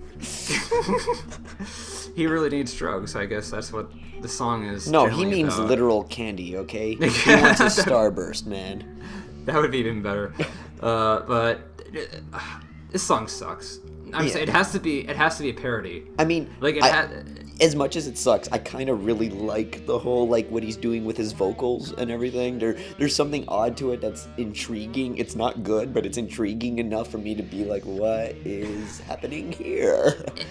The effects on vocals are pretty cool, and I like the part, like, towards the end where he just sort of does this, like, sort of stream of thought, kind of like, it has, like, it reminds me a little bit, like, I don't know if you know the artist, but it reminds me a bit of, like, JPEG Mafia, like, his stuff. He's, like, a glitch hop artist, and sometimes he'll have these and, like, weird sounds like that. Well, that's what Kid Cudi's famous for on this album, yeah, for is sure. his weird vocalizations. And being paired, there's, like, a child screaming out my window, like, being paired with this other previous tribute track that's much more professionally done. Yeah. Regardless of the bad lyrics, regardless of the unfunny skit, like this one just sticks out like a really ugly ass sore thumb. I mean, I'm trying to figure out like what he was actually trying to insinuate. It reminds me a little of, I don't know, like some of even like Korn's early material, like, really? Okay. On Korn's first album, like they did, you know, one of their big singles, Chutes and Ladders, which is like 1, 2, pick up your shoe, whatever the hell that song goes. And like it's a song kind of like that where it tries to have this like weird kind of childlike essence and just go through typical nursery rhymes. 1, 2, pick up your shoe. Sorry, I'm stuck on that. I don't know what the fuck it is. I'm That's so hilarious. Sorry. It's been eons since I've heard Korn. Maybe I last heard them when I was like 13 years old, so do forgive me. Dude, the last time I heard anything about Korn was that episode of South Park where they guest starred, and it was basically like the Scooby-Doo Mystery Gang. Yeah, no, which is hilarious. It's a really funny episode. That's a great episode. But for Korn, like as fucking like heavy-handed and dated of like a new metal band they had more of a purpose, I thought, towards doing something like that, because a lot of like Jonathan Davis's music is like about like child sex abuse, actually, because he was abused himself, and so he tries to incorporate kind of like childlike essence into his music, but also like these very kind of dark corners, and has that kind of dichotomy. Yeah, well, basically that fuses song, the two ideas together, right? Yeah, but this song, The Nothing by Kid Cudi, tries to do this similar thing, but without any kind of profound end. It's just a weird... of what I get the sense of it, it's called The Nothing, and he's basically seemingly talking about how he feels nothing or there's nothing in him. I'm guessing, like, why else would it be called a nothing, especially with the theme of the rest of the album and what he's talking about? It's the only logical explanation I could come up with. Then why not make it just like a instrumental track with just like vocal? Hey, that would be a great idea. Yeah, wouldn't it? Yeah, so except like have like this weird kind of experimental track, like maybe not here, but somewhere where he just has this creepy line and maybe a few spoken words like "Someone give me canyon," stuff like that. Or his weird vocalizations throughout. Yeah. Just don't start singing nursery rhymes because somebody's just gonna be like, well, what is that supposed to mean? And anyways, And you know what it's supposed to mean? Absolutely nothing. Oh, dude, the genius is back. It's called the Seinfeld. Nothing, and he's bringing these nursery rhymes that mean absolutely nothing. Dude, we are getting onto something. He's much deeper than we believe. This is much more. This is much crazier than we thought. Like, it makes more sense now. Maybe like with the theme, like the '90s throwback theme of the album, maybe he's doing this homage like Seinfeld, and to Seinfeld's idea of nothingness and just about being complete sort of like an aimless yuppie, you know, without any sort of direction and just sort of like basking in, you know, like Bill Clinton America without any sort of semblance of motivation or destiny.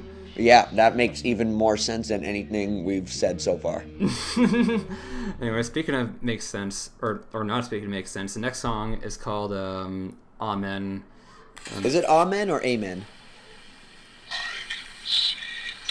I call it Amen because that's the way we used to say it at. Wait, isn't Amen camp.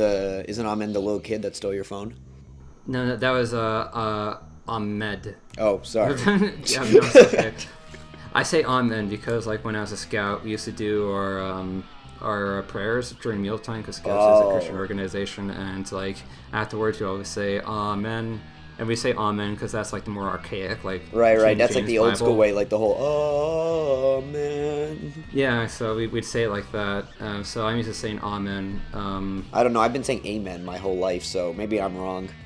Maybe my life is a lie.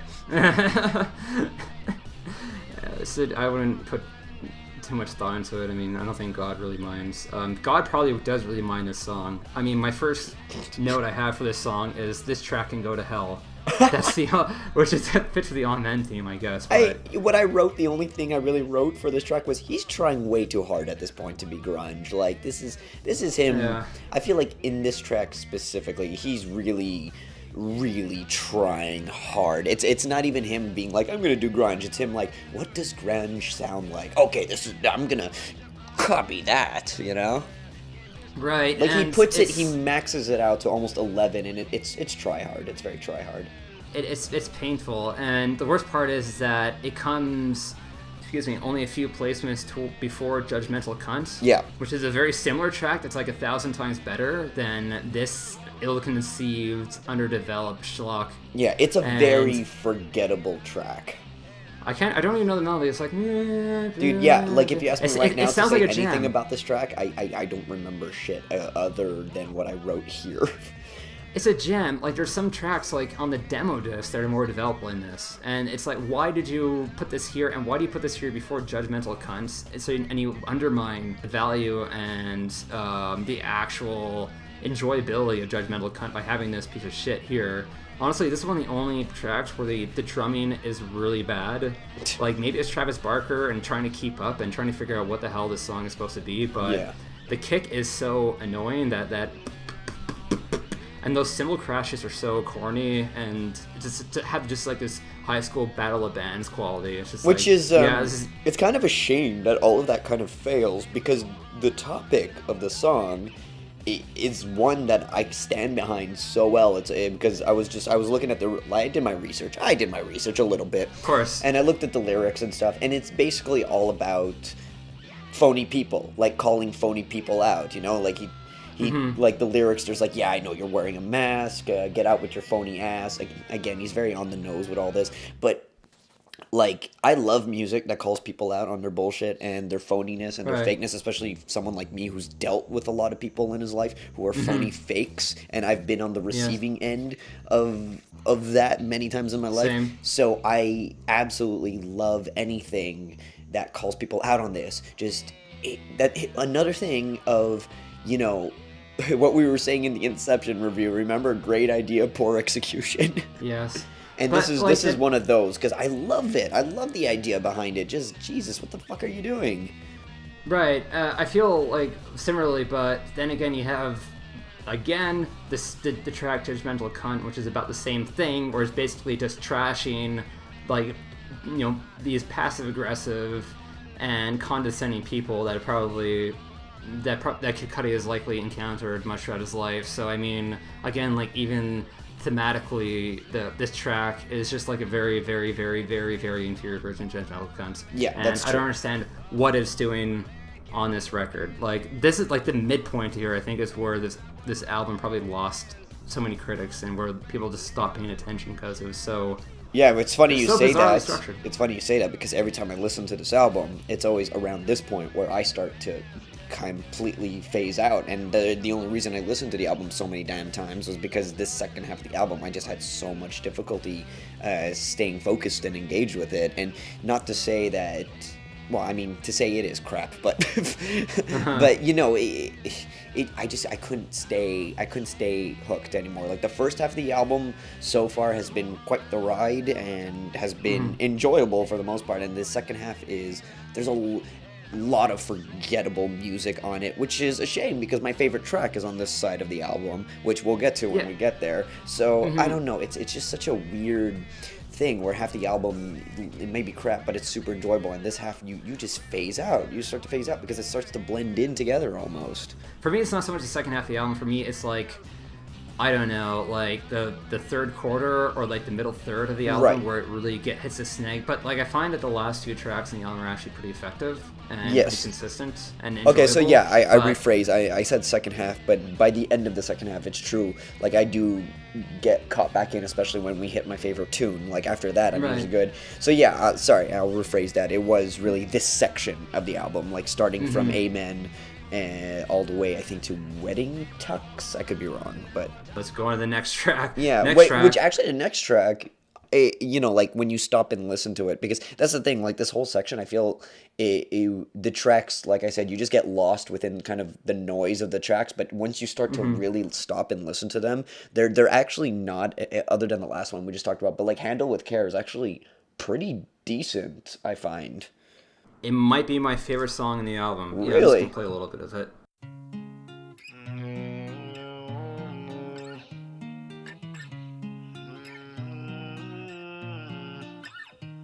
It's super simple, but and it wouldn't be Speeding Bullet to Heaven if it didn't start with Kid Cudi making vocalizations. Yeah. But there, it's somewhat like a little bit welcome because this is like a very like stripped down and simple track with a very clear sort of like 4-chord progression that is like pretty reminiscent, I think, of like early pop punk at the time, like what like Green Day or like Blink were doing around like 1994, 95, 96, like kind of that era of early pop punk. It reminds me even like a little bit of some of maybe, I'm going to get flack for this, but like maybe like Built to Spills or like Modest Mouse's material, like something like Polar Opposites, like that one Modest Mouse single comes to mind when I hear this. And Float On? I'll say that's... Float On? No, Polar Opposites. It was oh, sorry. I thought when you said Polar Opposites, you meant like the literal definition of Polar Opposites. No, they're not. No, Polar Opposites was a sort of like an unfortunately failed single that Modest Mouse released. That should have been a huge radio hit because the song is insanely catchy. And Kid Cudi more or less tries to do the same thing. I don't think it's nearly as successful, but I find this song to be very earnest and modest and I find like very touching, actually. Yeah, because the simplicity of the song in this case works for what the lyrical content is, because he's just telling, it's like he's talking to a girlfriend of some sort, just letting her know like how difficult he is to handle. You got to be careful with me because I've got a lot of issues, and I just want you to know that. And it's having been in situations like that, it is a difficult thing to finally open up to someone and let them know what's happening behind, and you become incredibly vulnerable. And when you're in that very vulnerable state, you do revert to this very simplistic kind of feeling, which I feel for once in this whole album, this is where execution is done actually really well. And it's just unfortunate that the placement of the song is where it is in the album. It's so strange. Yeah, I agree. Like, this is like I'm glad, as much as I like some of like the really grungy aesthetics in the album, I'm glad he didn't apply that with this song. He could have made this like an absolute like punky sort of banger, but instead he decides to just do a stripped down acoustic ballad, so to speak, and it really works effectively because it doesn't have any sort of pretension to it. He doesn't try to be overly lyrical. It has this sort of like it seems like a simple like teenage love letter. And like when he says, like, I'm handled with care, I'm so fragile and delicate, like it's corny to a degree, but it's not corny to an eye-rolling degree. It's corny in like an aw kind of degree. Yeah, you kind of you feel for him. You're for once in the whole album, you're actually empathizing with him because it's the most probably lyrically, it's the most relatable song. It's like while everything else is so on the nose and kind of cliched in its lyrical content, this one, like you said, it's cheesy to a degree that you do actually feel it. You're like, yeah, but at the same time, I understand where it's coming from, and you can relate to that. So that's why it's so interesting how this song can go so easily unnoticed, and yet it's actually probably one of the best songs on the album. Easily, yeah, and like I find that even the lack of a bridge, which is a recurring throughout this album, and even though this is this kind of song with this very conventional 4-chord pop structure, we usually have like a little bridge that's like a little guitar solo, whatever it decides not to, but I think that works to its benefit, because it makes it so much more immediate and so much more direct and so much more intimate, and it's a very effective track. But you know what ruins the fucking track? I know. The stupid Beavis and this is the worst Beavis and Butthead skit in the whole album. It's the most boring one because now they have a teacher come in and talk to them like, oh, come on, Mortem, guy. When you got a powerful artist like Kudi, it's, you get certain emotions and feelings that are valid when you're listening to him. It's like, oh my God. Like, why this song? Because like this is like such a freaking simple song that anybody, regardless of how much drugs they're on, can listen to without freaking out. And yet, Beavis is there just like going, I don't know, like he's going insane. Like this song is like freaking him out. It's like, did like Mike Judge even listen to the right track before doing the skit? I don't think Mike Judge listened to any tracks before doing any skit.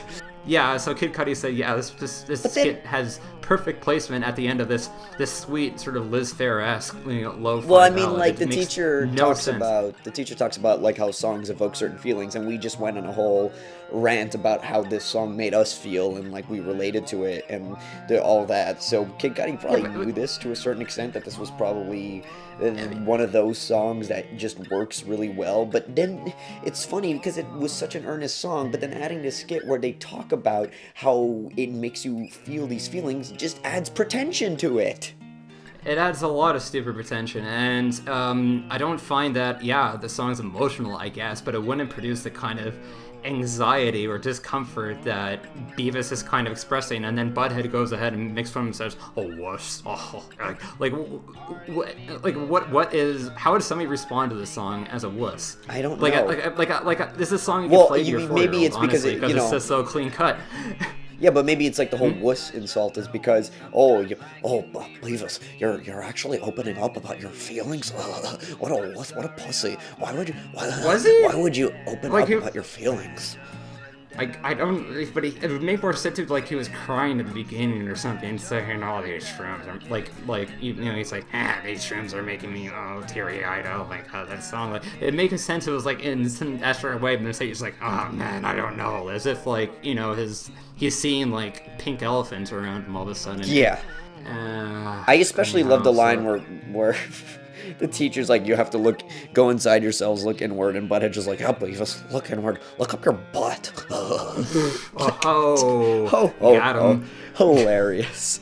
I mean, to be fair, that's a joke I'd make with my friends, but like at the same time, it's why is it on this album? You wouldn't put it on a major release album, and somehow try to position this album as being actually a serious artistic effort with having to look up your ass. Yeah, look up no in the middle of it. I'm sorry, look up your butt. Anyways. Okay, look up your butt, not your ass. Okay, you know what? Let's move on from this skit and go to what is probably the most fun song off the album, and the one that everyone loves off this album. It's like, I think it's the hit of the album. I think Confused is probably a bigger hit, but this is the second single, and I think it probably works a little bit better.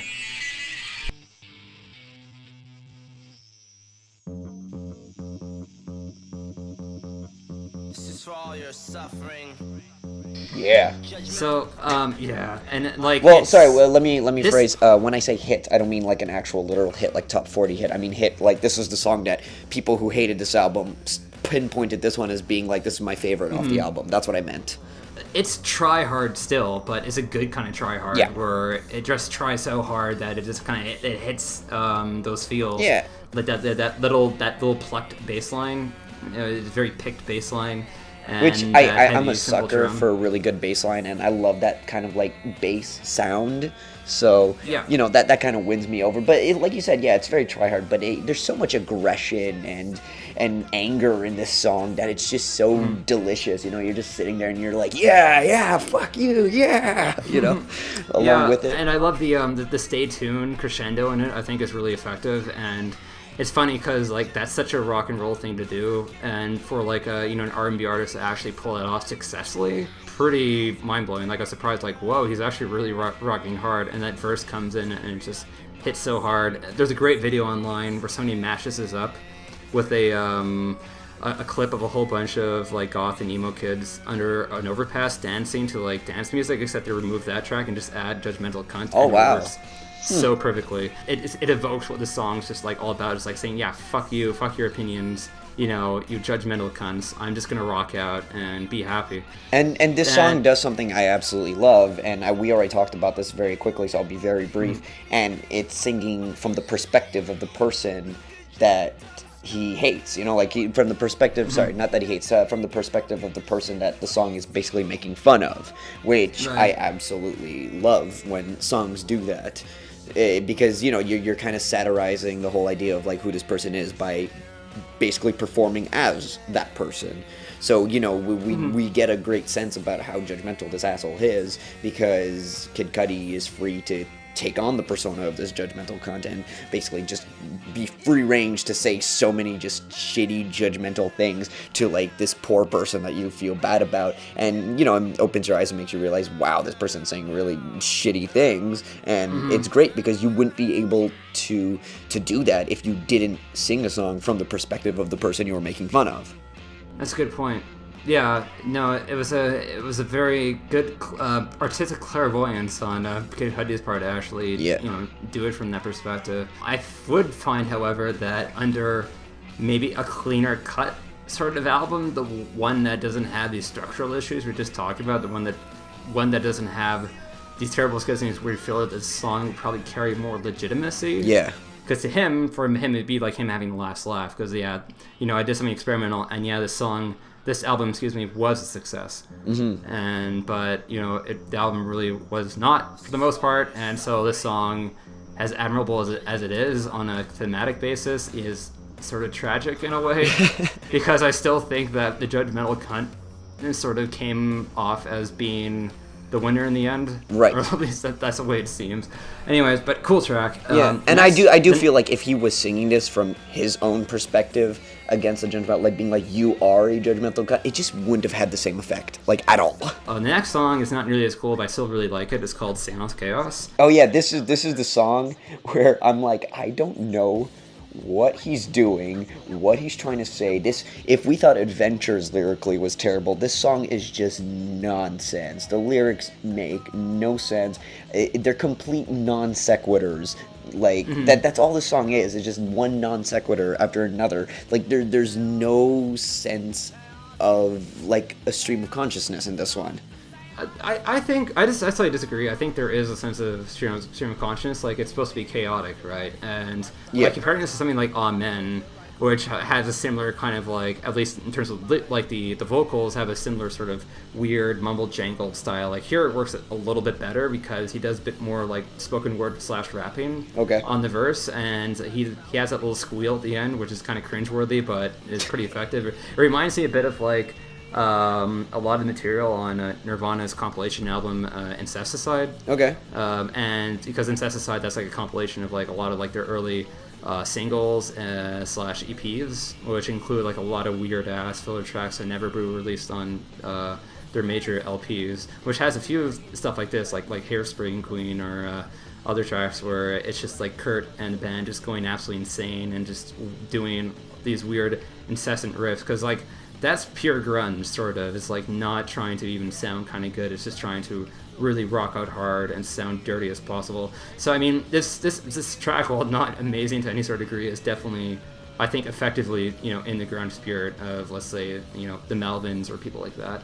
Yeah. Well, I mean, to be fair, like, I didn't say that I thought the track was absolute shit. I just had no idea what was happening in the track, which is not necessarily a bad thing because, like you said, he was trying to, it is called Séance Chaos, so he is going for that chaotic feel, and the non sequiturs do make sense. It's just, it's so odd. It's just so absurd, like, just the lyrical content. Like, I have it open now, like, one of his lines, going back to the vagina is moist and warm line from Adventures, now he's like, played a clitoris code is Morse. Like, I'm like, on a song like this, I'm just questioning what his train of thought was when he was doing it. And maybe you're right, he was just trying to evoke that spirit of grunge. That was, that's just what it's supposed to be. It's just supposed to be this raw energy, and it's supposed to be dirty and disgusting almost, and that is what this one kind of does. And thankfully, it's also the shortest song on the album. Yeah. Which I think that helps this song completely, because it's just a cacophony of noise for like a minute and 20 seconds or so, and that's all it needs to be. Absolutely. And if it went on any longer, I'd despise this song, but thankfully it doesn't. And I mean, like, about its like immature nature, like a lot of grunge and even like a lot of Nirvana is pretty immature if you look at like some of their material. I mean, like Kurt Cobain's, the earliest incarnation of Nirvana, the earliest band that Kurt actually fronted, was really called Fecal Matter. And if you look at a lot of Kurt Cobain's like hidden material and whatnot, some of it's just like him making like fart noises and stuff like that. So I mean, Kurt Cobain, he took himself seriously when needed, but he still had like a good sense of humor. No, that's the thing. That's the thing. The track itself carries a good sense of fun. I know we're not talking about Nirvana right now, but that's the thing I always tell people. Like, I love Kurt Cobain. I love his attitude. I love the things he did. Like, even when he used to perform live as Nirvana, they used to hate Smells Like Teen Spirit so much that they'd start playing it and then bust into More Than a Feeling by Boston, because that's essentially where they took the riff from. And they hated people wanting them to play it. Like, they were on this like pop hit live show where they had to basically lip sync. Well, not lip sync, but like the backing tracks were playing, so they had to pretend to play their instruments, and he was actually singing, but instead of doing it well, they were obviously playing their instruments badly, not to the music that was playing at all. And he went on and he started singing like he was from Echo and the Bunnymen. Like, yeah, it's like more like a Jim Morrison sort of thing, where it's like, yeah, oh, so you've seen it. You know what I'm talking about. I've watched it so much. Dude, it's amazing. And what I especially love about that is all the kids in the audience dancing, like taking it so damn seriously. But I mean, they're obviously paid to do that, but... Because if you're not taking it seriously, then the bouncer just throws you out of the place. But again, they're all clapping to the beat, which is like the weirdest thing, and just kind of adds to kind of this surreal, weird, irreverent nature of it. And then at one point, like when Kurt Cobain says, he starts filleting the microphone and putting his mouth all over it. Oh, it's so good. It's lovely. So yeah, that's the thing I always say. I love Kurt Cobain. I love his attitude, his punk attitude, and all that when he does shit like that. I just don't like Nirvana and their music. I'm not a fan. Fine. I definitely understand the impact they had, especially when it came to the grunge genre. Like, I will never not deny that. Like, there's no denial on that they were super important within, in music history. It's just, as far as their music goes, I'm just not crazy about it. I don't think it's actually that fantastically great. And at the same time, I find like a lot of people who love them so much take them way too seriously, especially Smells Like Teen Spirit, which is not a song that's supposed to be taken seriously. Like, even Kurt Cobain, he cranked this out and like he farted this song out. Basically, he stole the riff from More Than a Feeling and he named it after deodorant. Like, come on, he didn't even take it seriously. And then I see people like karaoke singing it, getting really into it, like it's speaking to them, like this speaks to my generation. It's like, shut up, like it's stupid. I think Kurt Cobain was a bit hypocritical of that track. I like the track, but I don't love it. And I know that Kurt Cobain, when he was making it, he admitted that he was just trying to make a pop song and just trying to get on the radio. And Basically. that he was just sort of emulating the Pixies style, but in a more, I guess, kid-friendly degree. And it's a good starter track, especially for kids. If you want to get them started in rock and roll, that's the song you'll play for them. But looking at Nirvana's discography and looking at some of the more thought-provoking and more challenging stuff they have, it's a hard track to go back to and say, it's still rocks hard, because it honestly really does not rock that hard. And without that song, we wouldn't have Smells Like Nirvana by Weird Al Yankovic, which is a fantastic parody and has one of my favorite Weird Al music videos ever. So I think we've digressed enough on that topic. I'll cut down a little bit probably. But, so the next track is, again, we're going to the fairy tale theme. It's Fairy Tale Remains, and I'm just going to remind myself what it sounds like.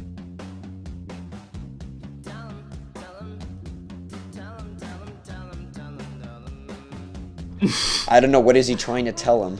I have no idea what it's like what is this song supposed to be about? I think it's just a weird stream of thought. It's just another one of those songs about his fractured soul, which he's just kind of playing on the same theme here, just in different words and musically a little different, but it's just another my soul is fractured and hurt, and I'm gonna tell you about it. And especially with a title like Fairy Tale Remains, it almost sounds like he's trying to go back to those times before I was like this. A fairy tale remains, the past that's still lingering on me of the good old days, but now I'm just a sad little boy, which I don't know if that's exactly what he's saying. I'm just kind of pulling this out of my ass right now, but that's how little I care about the song. I think that's sort of what he's going towards, is maybe sort of this idea of hope, like the Fairy Tale Remains. Lyrically, the song's bullshit, but you know what? I actually really like this track on a musical basis, because the lyrics, or not the lyrics, excuse me, the vocals are much more reminiscent of Kid Cudi's R&B stuff than a lot of the tracks on this album. They kind of staccato, tell them with a match with the kind of those verses that kind of oscillate between singing and spoken word is very much like that mumble rap he's doing. And I find that the hybrid between rock and that alternative R&B that he's known for here, it works surprisingly well. So I am currently looking at the lyrics just so I can understand what this song is about, and I wasn't far off. It is very much him as a broken person talking about how broken he is, but in this case it seems to be a sort of failed relationship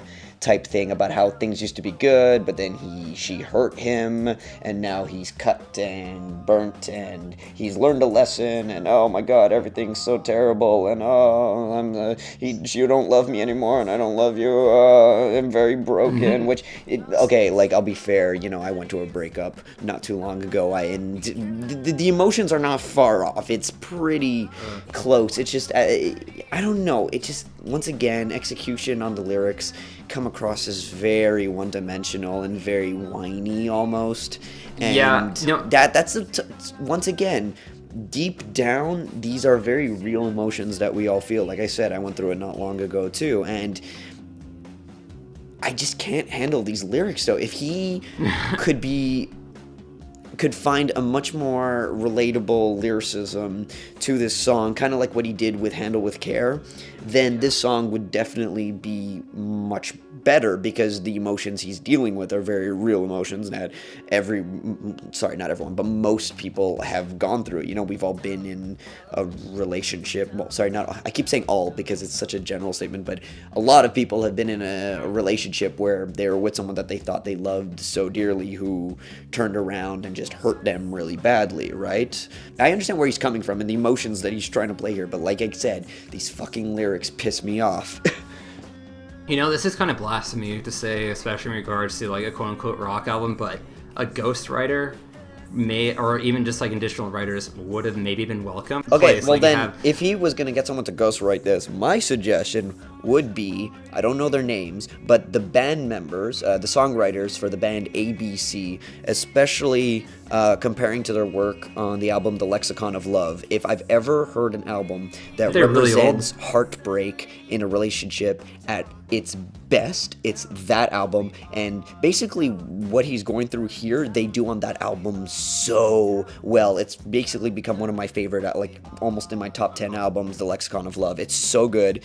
And like I said, they tackle heartbreak and a breakup in a very realistic way. It's none of that like obsession crap and like, oh, I still miss you. It's like the anger and that feeling of vulnerability that you're kind of left with, and the confusion. And like I said, it's done so well. So if he had anyone to ghostwrite, it should be them for this particular song, because they know what they're doing with this topic. Aren't they like 60-something years old, though? So what? Doesn't mean that they're... Yeah. If anything, now they're wiser and they'll be even better. Like, if in the 80s they were able to pull out an album that great, I'm sure 30, 40 years down the line, they could probably do a better job since they know it so well. Doesn't necessarily mean they'll make better music, but in terms of lyricism and how wise they are in terms of the topic, excuse me, they could probably do a fantastic job at it. And that's my suggestion. It's a very left field suggestion, but I stand by it. You know what? I think it's perfectly valid. And, you know, like, if Lou Reed can feasibly collaborate with people like Metallica or Gorillaz, I mean, like, why can't ABC collaborate with Kudi? So, actually, funny enough, like, this song, it transitions very well in the next song, which is also about breakup. And next song's called Wedding Tux. It sounds a little like this.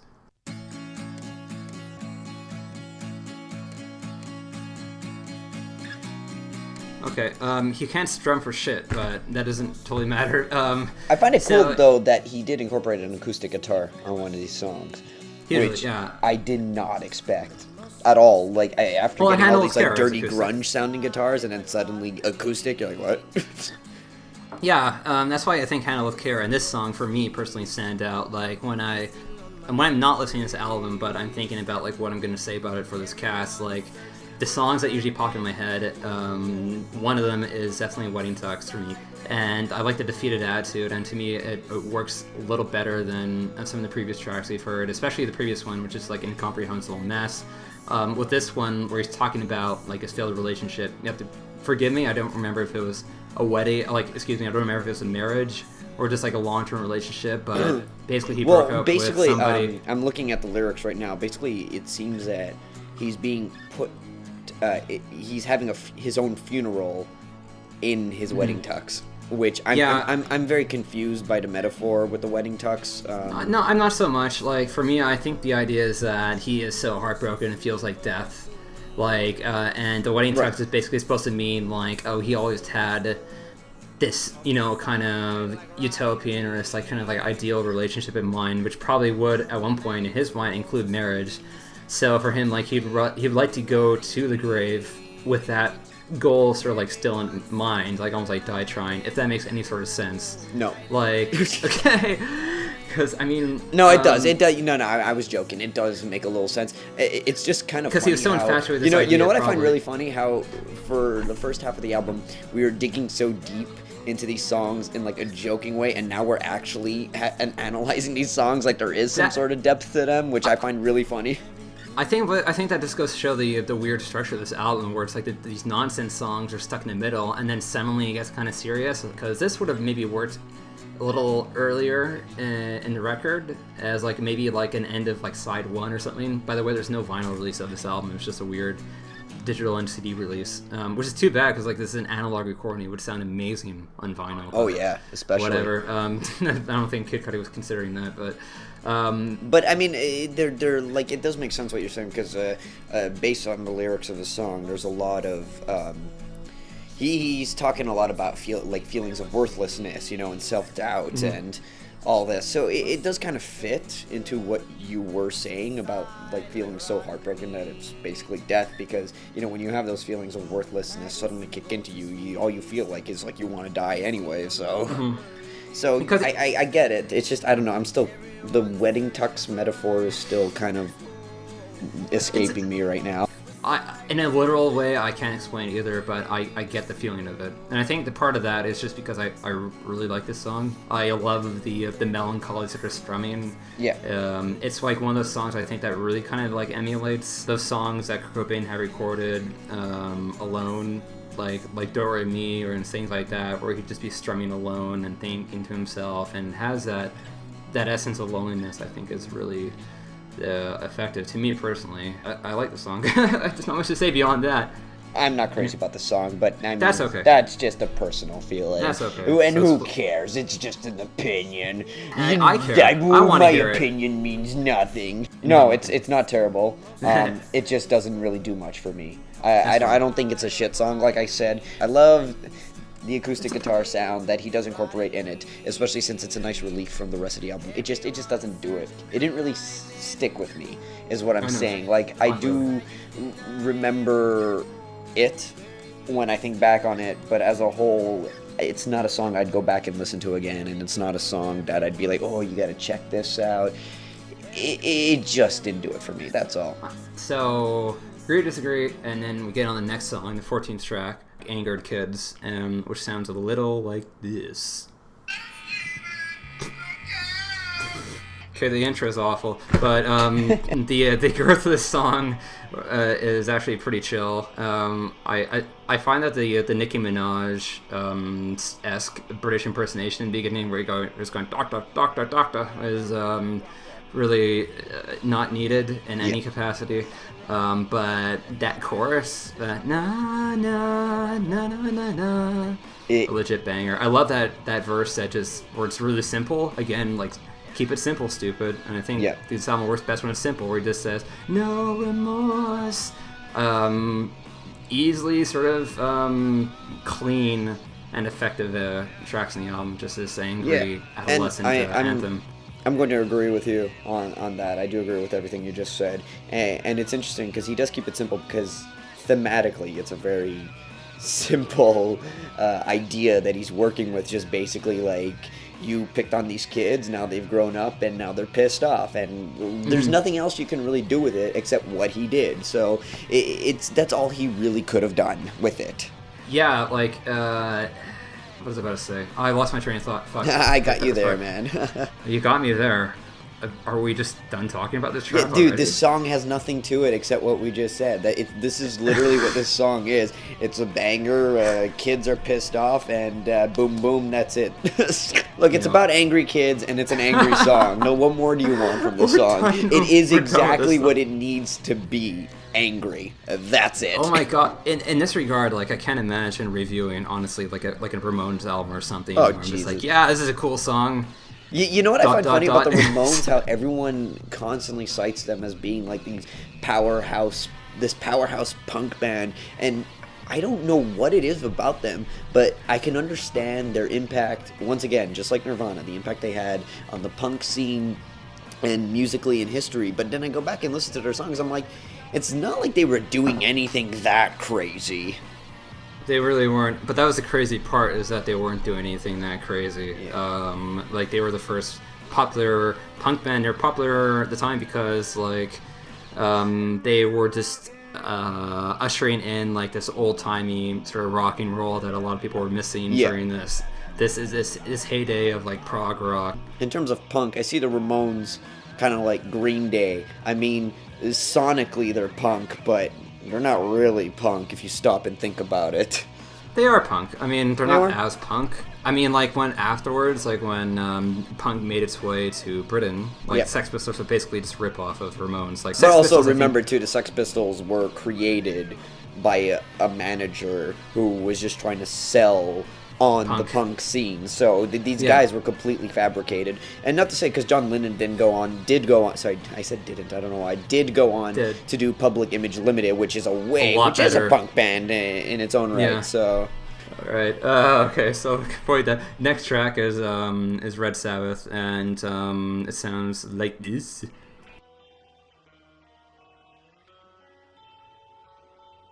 One of the more forgettable songs in the album for me.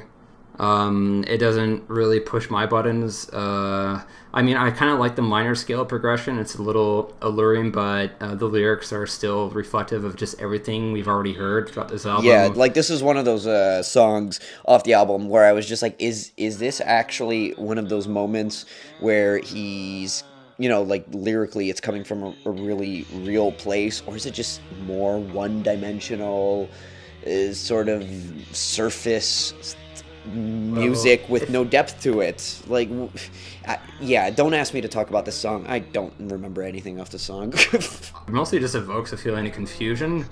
Maybe because I'm just confused listening to this song and thinking, like, okay, why, for one thing, why is this the sign-up song for Beavis and Butthead doing your little skit? Oh, yeah, it's true, yeah, like, and why? then we get our final Beavis and Butthead sketch at the end of this song, which I'm already not crazy about to begin with. Yeah, but one element of the song I actually do like is that most of this album, of course, is it's just rhythm guitar or lead guitar, but this one actually has a nice harmony between the two, because that chorus is like, I need to risk it. You hear the rhythm guitar strumming. That's like a nice, surprisingly professional combination. But it's just like, what is this doing on the core of the album? I mean, this track really doesn't need to be here. It does not serve this record to any sort of high capacity.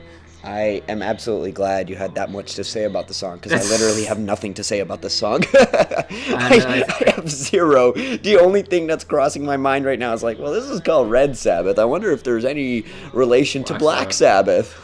I think you just said the word Sabbath is pretty cool. I'm going to put a color descriptor. Well, if ahead of anything, it that sounds sort of... the red has to do with blood, which he does reference a lot in this song. So... I suppose so. There you go. There you go. That's There's the genius something. of Kudi at work. Yeah. Anyway, speaking of genius, we have Mike Judge, of course, randomly at the end, where it's like, it's been a long, strange journey, and then Beavis goes, it sure has. And so, and it's just like, why this song? Like, this song But is dude, almost do you realize every time a sketch comes up, we're just like, why this song? There's absolutely no structure to where he's placing these sketches. I wouldn't even be surprised that it was a simple pull a song out of a hat, and this is where this sketch is going. It's where it feels. Like, I can understand, like, he's kind of spread out those sketches throughout the album, but, like, that would make more sense if the album was actually properly structured in the first place, but not really.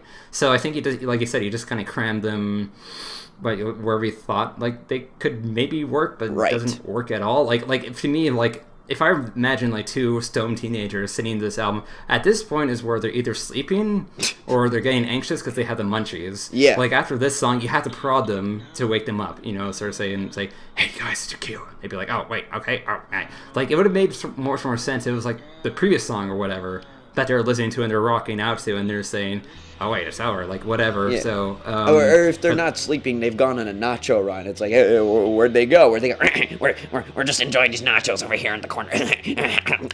Yeah, and then and then afterwards it could have been just like what was I about to say? Like it could have been just like, oh wow, we missed a song or whatever. Like I don't know, come up with something. I just can't imagine two teenagers stoned in their minds listening to this and saying, I guess this is over. That's a pretty cool trip. Like it doesn't work at all. Anyways, weren't we listening to like an album or something? Sometimes I don't know. You know what? We can question these sketches till the end of days, and it will never make sense. I'm sure if you even ask Mike Judge, he'll be like, I have no idea.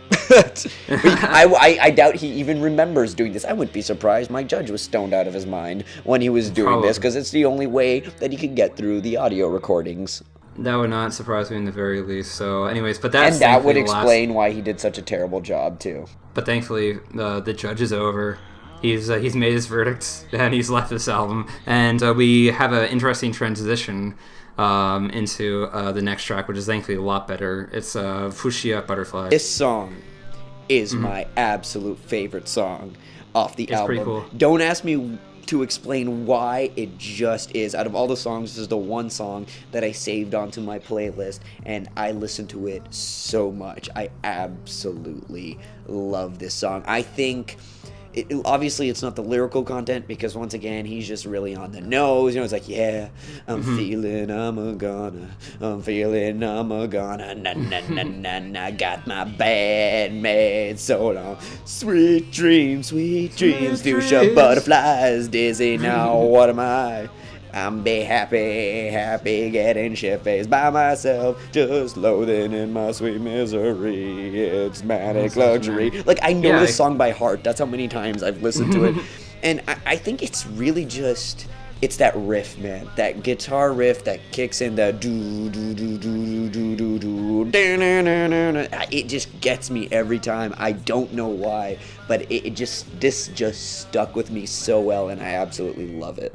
Just like a lot like the previous track, Fairy Tale Remains. I think like this is actually a really solid melange of some of those like more R&B and pop elements. Like it has such a cool groove to it that really reminds me of like some of the stuff like even off of like Man on the Moon, like because it has that cool pop cadence to it, but it just it fits so surprisingly well in this, but oddly this enough, alternative makeup.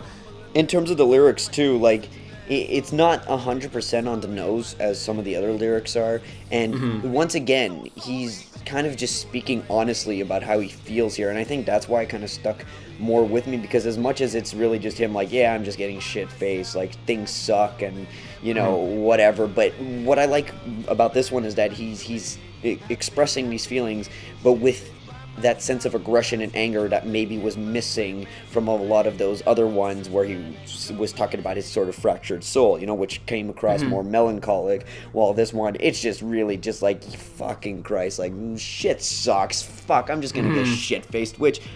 Once again, like another song that we spoke about that we said was just super Handle with Care, just like that's the thing, it's just like Handle with Care, where this one comes across as way more relatable just because of that sort of underlaying feeling of anger underneath all the anxiety, you know what I mean? Which, absolutely, once again, that's why I think this one just stuck with me so much.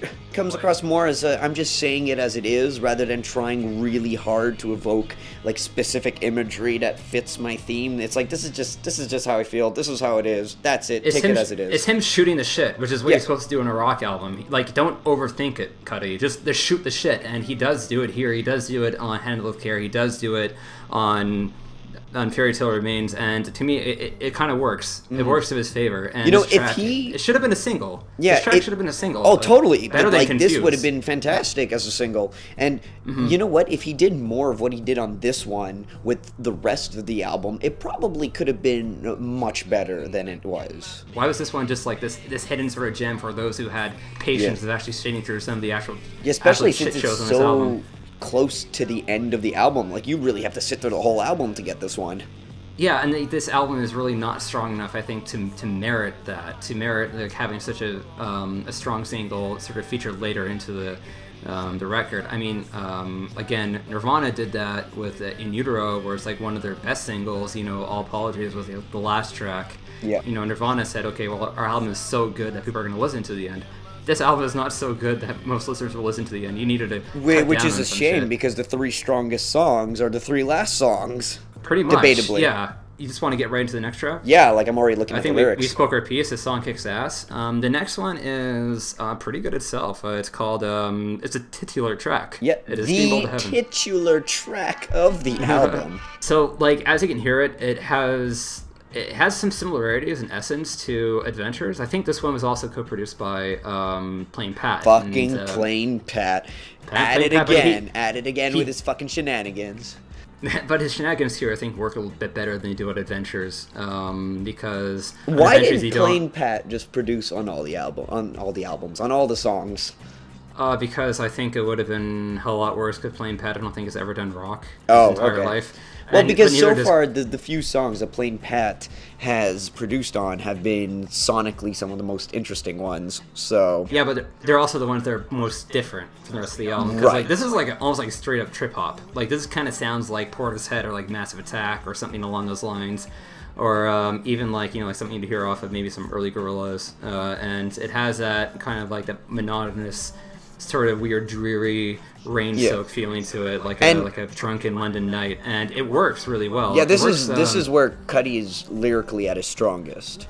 He's very close to this song. This was, I think, the first song that they created before any of the songs, and it was the one that he probably was working on the most. Like, it kept evolving and kept forming, and he kept adding lyrics to it. He even made a tweet, which he basically said, like, he cries every time he adds lyrics to it because it's inside his heart again. So this is a song that he was very close to, and this was really coming from inside him. And so, this is him really just speaking from his heart, and I think that's why it is as strong as it is, because it's just Kudi doing what he feels. And you're absolutely right. Again, like, the issue with authenticity. This is one of the, thankfully, authentic tracks on this album. Debatably the most authentic track. I'd say so, actually. I think it definitely is. Like, and I like the sort of sarcastic, like tragically sarcastic line where it's like, I'm all smiles, miles, and where it's like, this is one track where it convincingly, discusses or alludes to depression. Yeah. Because, like, depression, you're putting on your smiley face a lot of time. Like, depression, you're not crying in a corner again. You're just putting on a mask for the population. Yeah, exactly. You're not making people believe. You're not, like, showing it. Because most people who have depression, actually, basically, like, 99% who have depression, they don't show it to others because they feel they're going to be a burden to others, and that just makes them feel worse because they don't want to be a burden to others. So... Yeah, and that's why the song is it's almost like, it really gets me. Like, I had a moment where I was just driving alone. I wasn't having the best week, actually. I was driving alone. I was picking up pizza, funny enough, in this old Toyota, and this song came on my radio, and, like, I almost bawled. I kid you not. Like, I was just listening to this album, and I'm like, this song's getting better, and then this song hit, and I'm just like, I fucking get this album now. Like, this is the point where I kind of got the album. Like, I got, like, what he was meaning to do. Like, aesthetically, like, the track is very different, but in terms of mood, I'm like, okay, this is Speeding Bolt to Heaven. Like, this is what he really planning on doing, so sort of having this really kind of dreary alternative rock. But as silly as that sounds, of all the songs in the album, this one definitely is the most powerful off it. Yes, I agree. And yeah, it's interesting because this is the song that basically that he started with, that got him to wanting to make this album to begin with. And if he had continued in vein of what this song was doing, then we'd have a fantastic album on our hands, and we wouldn't even be here talking about it at this moment, because I think because you said it before, this is a bipolar album in a lot of ways. It shifts. It, like, in 1 minute it's on a manic high, and then at another point it's down in the dumps. And I'm talking about in terms of I don't even know why we're using the term bipolar, because that's also a debilitating disorder that people suffer with, and I don't want to.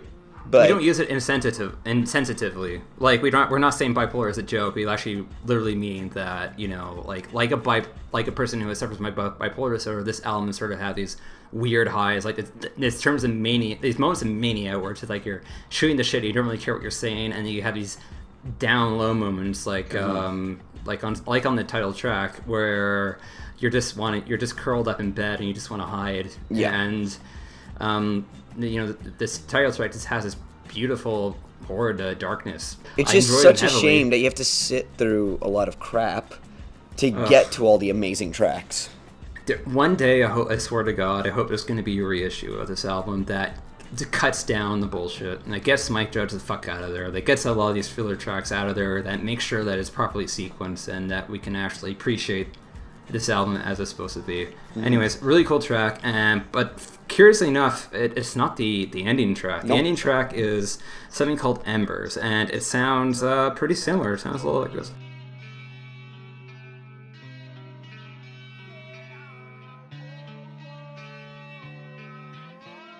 So it's one of the by similar, obviously, I mean in feeling. It's again, he kind of vents the trip hop of the previous track, and he kind of goes into more of like this standard, like, alternative guitar rock. Like, I can understand like why Embers is the last track and not Speeding Bolt to Heaven, because Speeding Bolt to Heaven has hardly an inch of optimism to it, whereas Embers sort of is. Actually, this song is written from the perspective of his father, who died of cancer when he was I did not 11 know years that. old. Yeah, no, I read about that. I was reading, like, in my research, my amazing research that I did.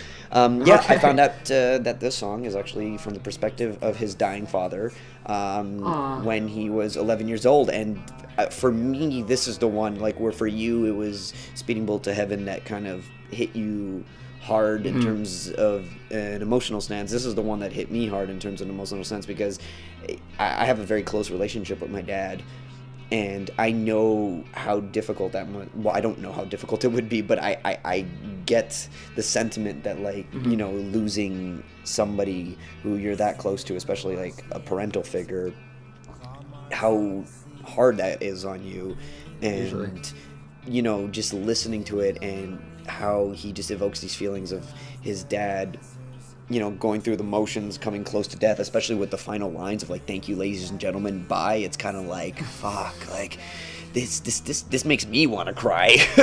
It's weird, and it's like the "thank you even bye." I hated it when I first heard that line, but when I listened to this album a couple times in full, I kind of appreciated that. It was almost like a cute little gesture, like saying "cheer up, everybody." Like, here's the show, and, you know... Yeah, but in the over, context of, like, what the song is about, that final line just hits hard, man. Yeah, it's so wonderfully bittersweet. Yeah. And, you know, it's really sweet for him to do it to his father. I guess that's why he does reference cancer. I thought... Because, like, initially I thought cancer was just him being, again, heavily sort of metaphoric, but Yeah, that is that's surprisingly a very on-the-nose line that just works incredibly well. It's a time when on-the-nose just works. Like, him using his father probably is a way for him to sort of reflect on this idea of death, and it's just like, yeah. He knows what it's like to lose his father, so him reflecting on his suicidal tendencies from the perspective of his father dying is probably the exact therapy he needed to kind of confront this and help him get over it. I mean, obviously, it's not going to cure him or anything, because you can't really get cured of this, but I could definitely see this as being incredibly therapeutic. Usually, yeah, and, you know, it's a way for him to sort of think of as death as something that maybe he doesn't want, you know, because of the kind of consequences, and an important message too, because people often who have these episodes, it can often lead them to sort of this selfish mindset. It's like where they don't think that they're needed, to the point where people who do need them are just completely neglected. And I think, you know, by thinking of death in this more familial context, like Kudi gives a bit more a sense of, like, the broader picture that is actually a very ethical note to end on for this album. But this album doesn't really end there. No. It should end there. No, but it doesn't. Well, technically it does end there, because the rest of the album is on a second CD. Well, the question of this album, this is where, like, again, it's just like, where is the editor in the studio to tell Kudi, you know, not everything recorded needs to be included. But, you know, think of it this way. If all the rest of the album, all these demos, was on a second CD, that second CD is not technically part of the album. It's almost like when you buy a movie and you can watch the behind the scenes on it. It's almost like a special features kind of thing. Yeah, but it's still included, like, on iTunes. It's not like when, it's still included on iTunes, it's still included on Spotify, it's still included on, like, but it's included on Spotify as a second CD, though. Like, you see, it's separated from the rest of the album. But here's the thing, it's like when I listen to an album on Spotify, they'll have, like, those extra, like, B-sides, they'll have those extra alternative takes. Usually that album's, like, it's subtitled, like, Deluxe Edition. Yeah. Or Expanded Edition or something. Here it's just fucking Speedin' Bullet to Heaven. Like, this is, like, again, like, I understand what you're saying, but I kind of have to put Kudi's feet to the fire here and basically, yeah, this is still a part of the album. I'm still going to judge it as such. Yeah. For me personally, I think that Embers would be a very satisfactory closing. Yeah. But that's not your closing, because you decide to end this album with a second disc. You know what? With a lot of really bad songs. Like, I hate to say, but a lot of not good songs. You know what it basically is? I feel like Kudi recorded all these songs. They didn't end up on the album, and he's like, well, I've recorded them anyways. I don't want to just discard them. I might as well share them with everybody. So he just put them on a second CD, be like, at least they're not going to waste.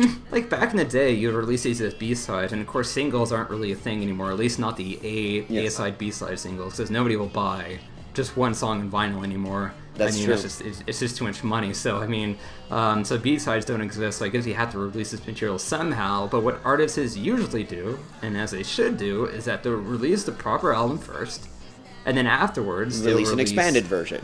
Expanded version, exactly. You know or what? they'll release like a bunch of tidbits and say like outtakes and whatnot. But Kudi's just like, no, I'm just going to release it in one large bulk, and hopefully people understand what I'm going for. Yeah. And it again is misconception, and it's just a complete lack of artistic discipline. For sure. You know what? Instead of this second CD to end the album, you know how the album should have ended?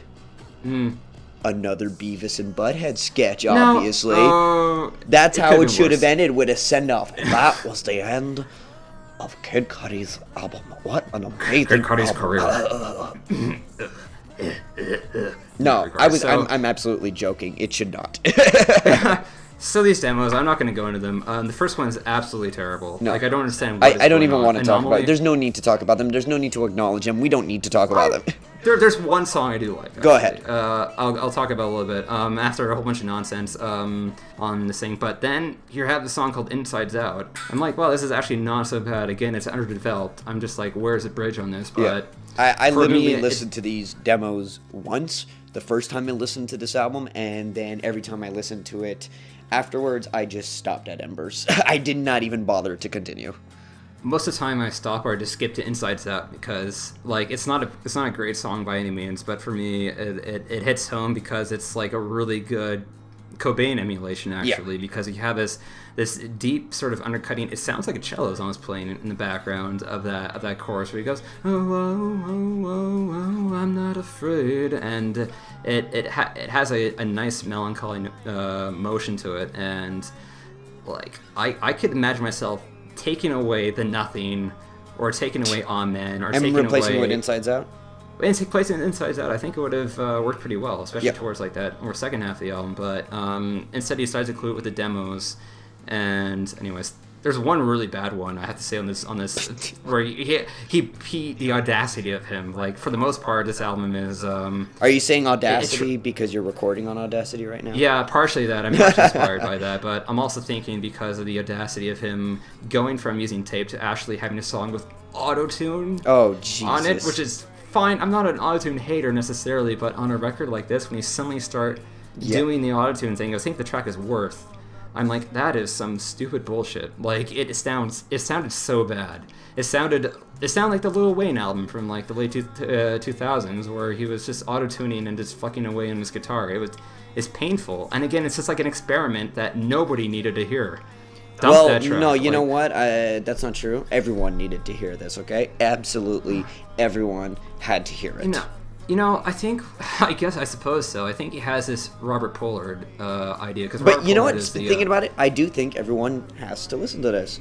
Like, this is I do too, you gotta see it to believe, or hear it to believe it kind of album, because after talking about it, I've come to the conclusion that this album is a very, very odd specimen, because it's half trash and half fantastic, and it is muddled all together in the most weirdest ball of goo I have ever seen in my life, and it's absolutely fantastic in a trashy way.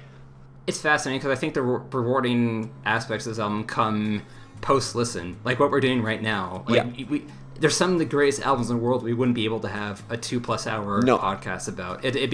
We'd be like, yeah, it's pretty good. Yeah, the song's pretty good. Yeah, the song has a story behind it. Blah, blah, blah. This album really, like, it stays with you in so many ways, and I find, like, on each listen, it grows on you. It does. It absolutely does. Like, every time you listen to it, you enjoy it much better. You start to see things you didn't before, and it just really starts to stick with you in ways that you didn't even think would happen with this album. Like, because even the negative qualities, like, they stick on you. They don't get better necessarily, but they get more fascinating, and it becomes like. It's almost like what am I trying to articulate here? It's like a really bad point of film, like a very bad point in the room or whatever, where it's like everyone is sort of saying, you're tearing me apart, Lisa, all together in a very excited way. Sometimes I get that feeling when I'm listening to like some of the lines like, just give me candy and things like that. Like I say it to myself because it's just so ridiculous and stupid. Well, I mean, it's kind of like the same way like when you're listening to the Shags. Yeah, You know, exactly. you sit there and you're just in awe of how terrible the shags are, how no one is in tempo or in tune with each other or at the same pitch or anything. And he never hits that level of awfulness. And you know what? I would love to have a full episode on the Shags at some point, because that's just an absolutely fascinating album. But he never hits that level of awfulness, but it's in the same vein of it. Yes, like the awfulness in the album is a memorable awfulness. I mean, there's some forgettable tracks that just don't need to be there, but like you're saying, like that track, The Nothing, where I'm just like, this is a flat out bad track, but you're just like, you know what?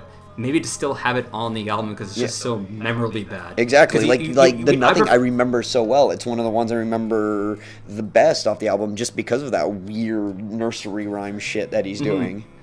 Because it's better to have a memorably bad piece of work than just a forgettable one. Exactly, because so when it's forgettable, when much do you really have to say? I mean, look at the forgettable tunes off this track. We were like, I don't have much to say about this, just skip it. Yeah. So I mean, speaking of forgettable, I think so. We're done talking about this album, and then afterwards, you know, Kid Cudi, I think the following year he worked on and released a different album called Passion, Pain, and Demon Slayin that was considered by some people to be a quote-unquote return to form. Like, it had, like a Cudi album, typical Cudi album, it had like a lot of guest appearances by like Andre 3000, Pharrell Williams himself is actually on it too. Yeah, and it was like a big budget thing, and like really played it safe, and I think it's just like the most boring shit ever. Like, I try. Well, maybe because he played it safe, right? I find that happens a lot, especially with artists who are trying to just kind of play it safe. They know what everyone likes from them. They know what sells. So they're like, okay, let's just do what we've been doing over and over again. It seems to be working, and that's usually when the artist kind of releases their most forgettable album, because they're just going with the motions at that point.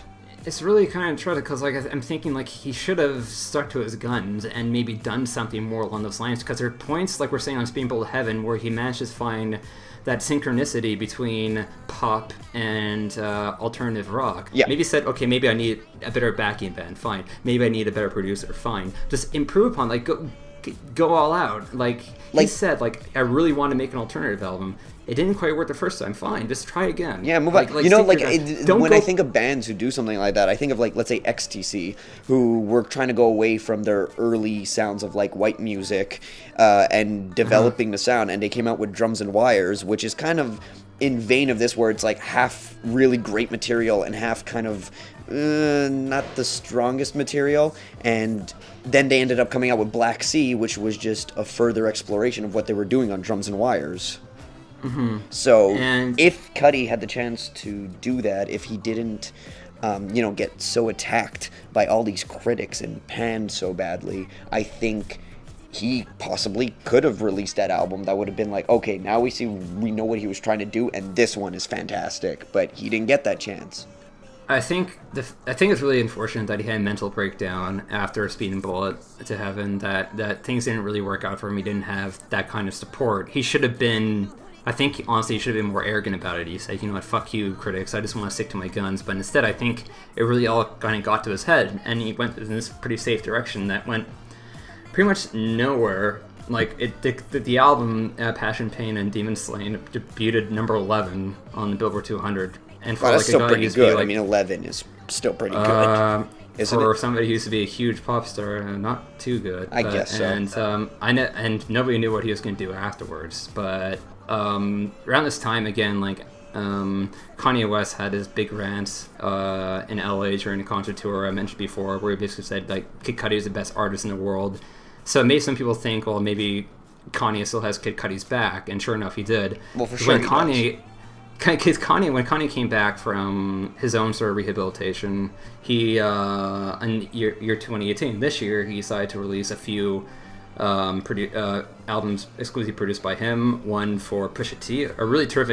No Plain Pat this time?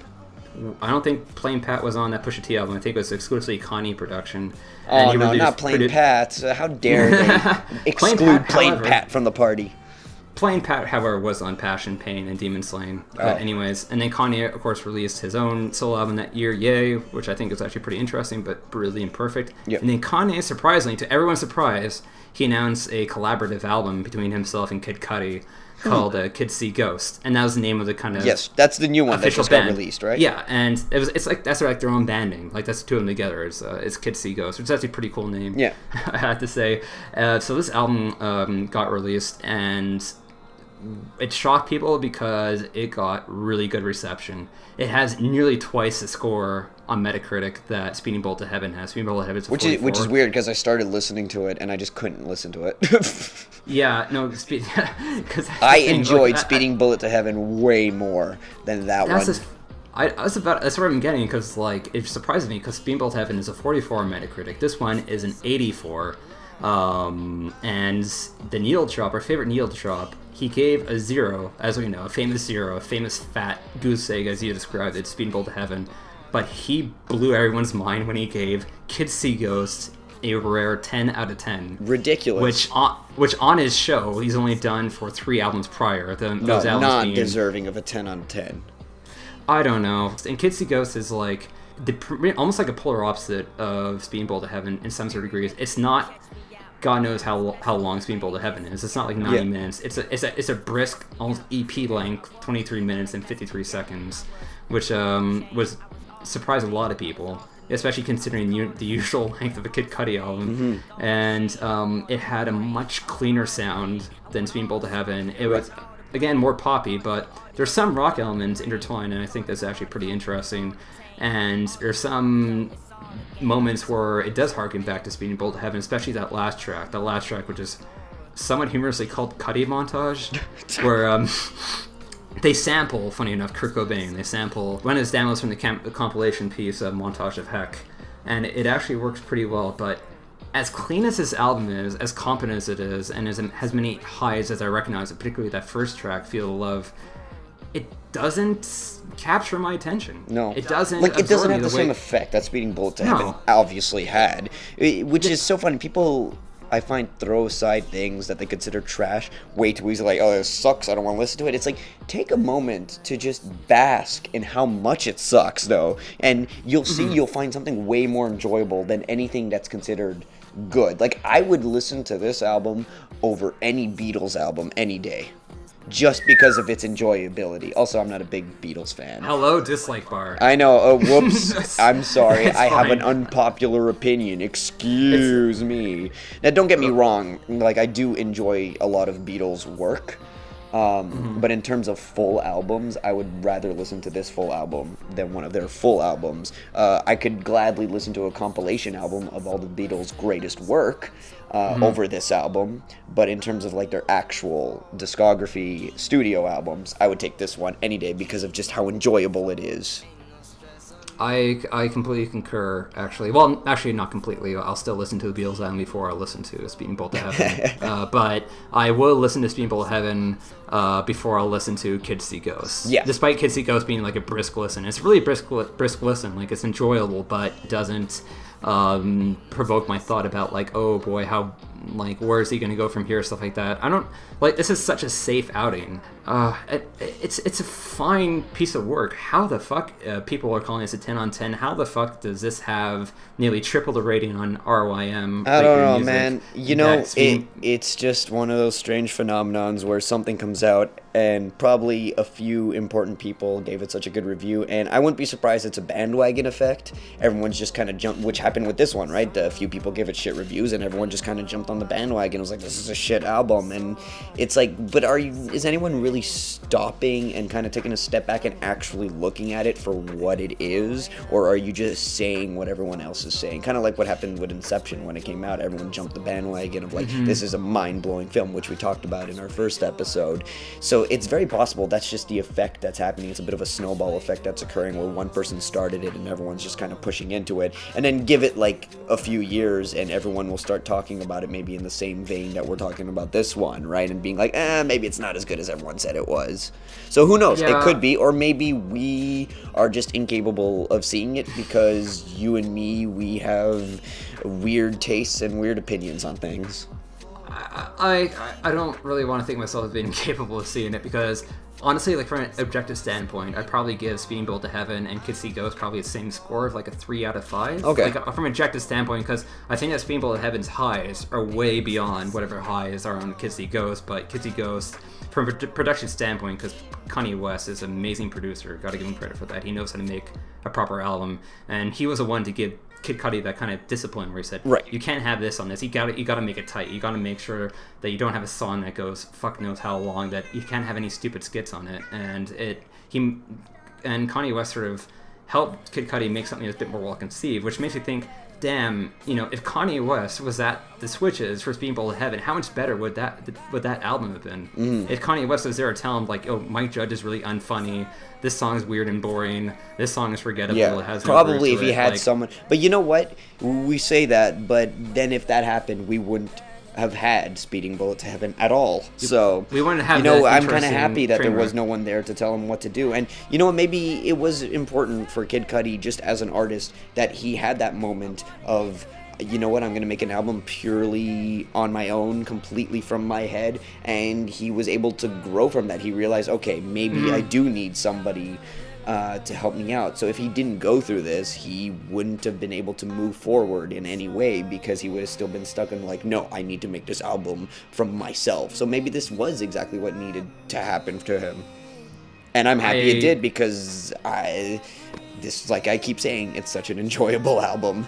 Some of the best things in music are sort of bereft from disasters. I would compare Speedin' Bullet to Heaven to My War by Black Flag, because when Black Flag, after Black Flag released their first big LP, Damaged, they released a completely different effort called My War, in which it wasn't a punk album, where they decided to really slow things down and do something that was completely far out, and it's really not a good album at all. I think the album sucks. Yeah. And it has a lot of defenders nowadays, but the album's just poorly produced. It sounds like shit.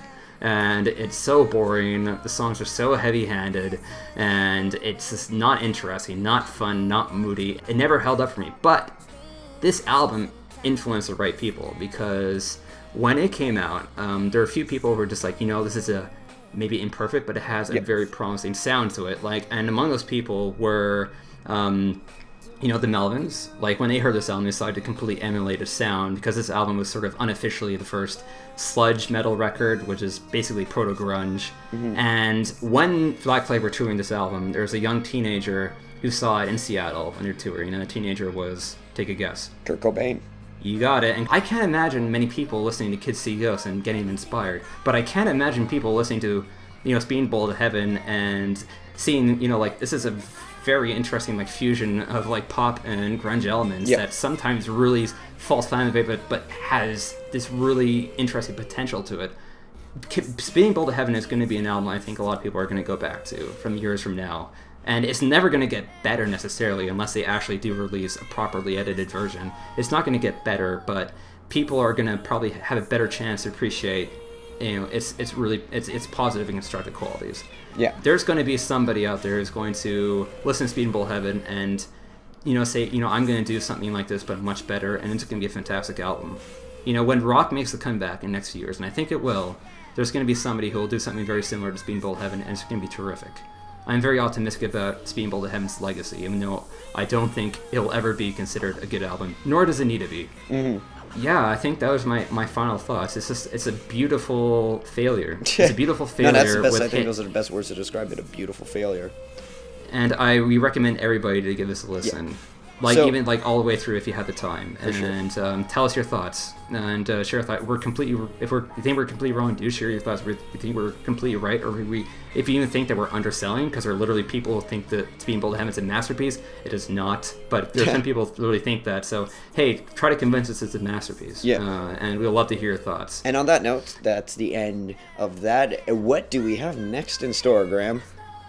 Next in store, well, when we were first conceiving our podcast, I think it was John who said, let's do a porno. I mainly stated it as a joke until Graham told me, why don't we do an X-rated Hollywood film? Yes, because there was one X-rated pornographic Hollywood film made in late 70s, released in 79 and 1980, called Caligula. And it is probably the only big budget historical epic porno Yeah. that I can personally think of, and boy, what a mess! Can't and wait boy, to dig what my a- teeth into that one. Oh, you will rule those words with your teeth. It's a disaster, but it's one that we're going to have a lot of fun. Is it a talking beautiful disaster? about. No. Oh. It's not a beautiful disaster. You'll see what kind of disaster So yeah, it is. Caligula will be our next episode. I look forward to that one. Myself as well. So thanks, Bosco, for doing this with me. It made me problem. feel very special. You're gonna make me cry, man. Why you say these things? It's okay. So yeah, Kid Cudi forever.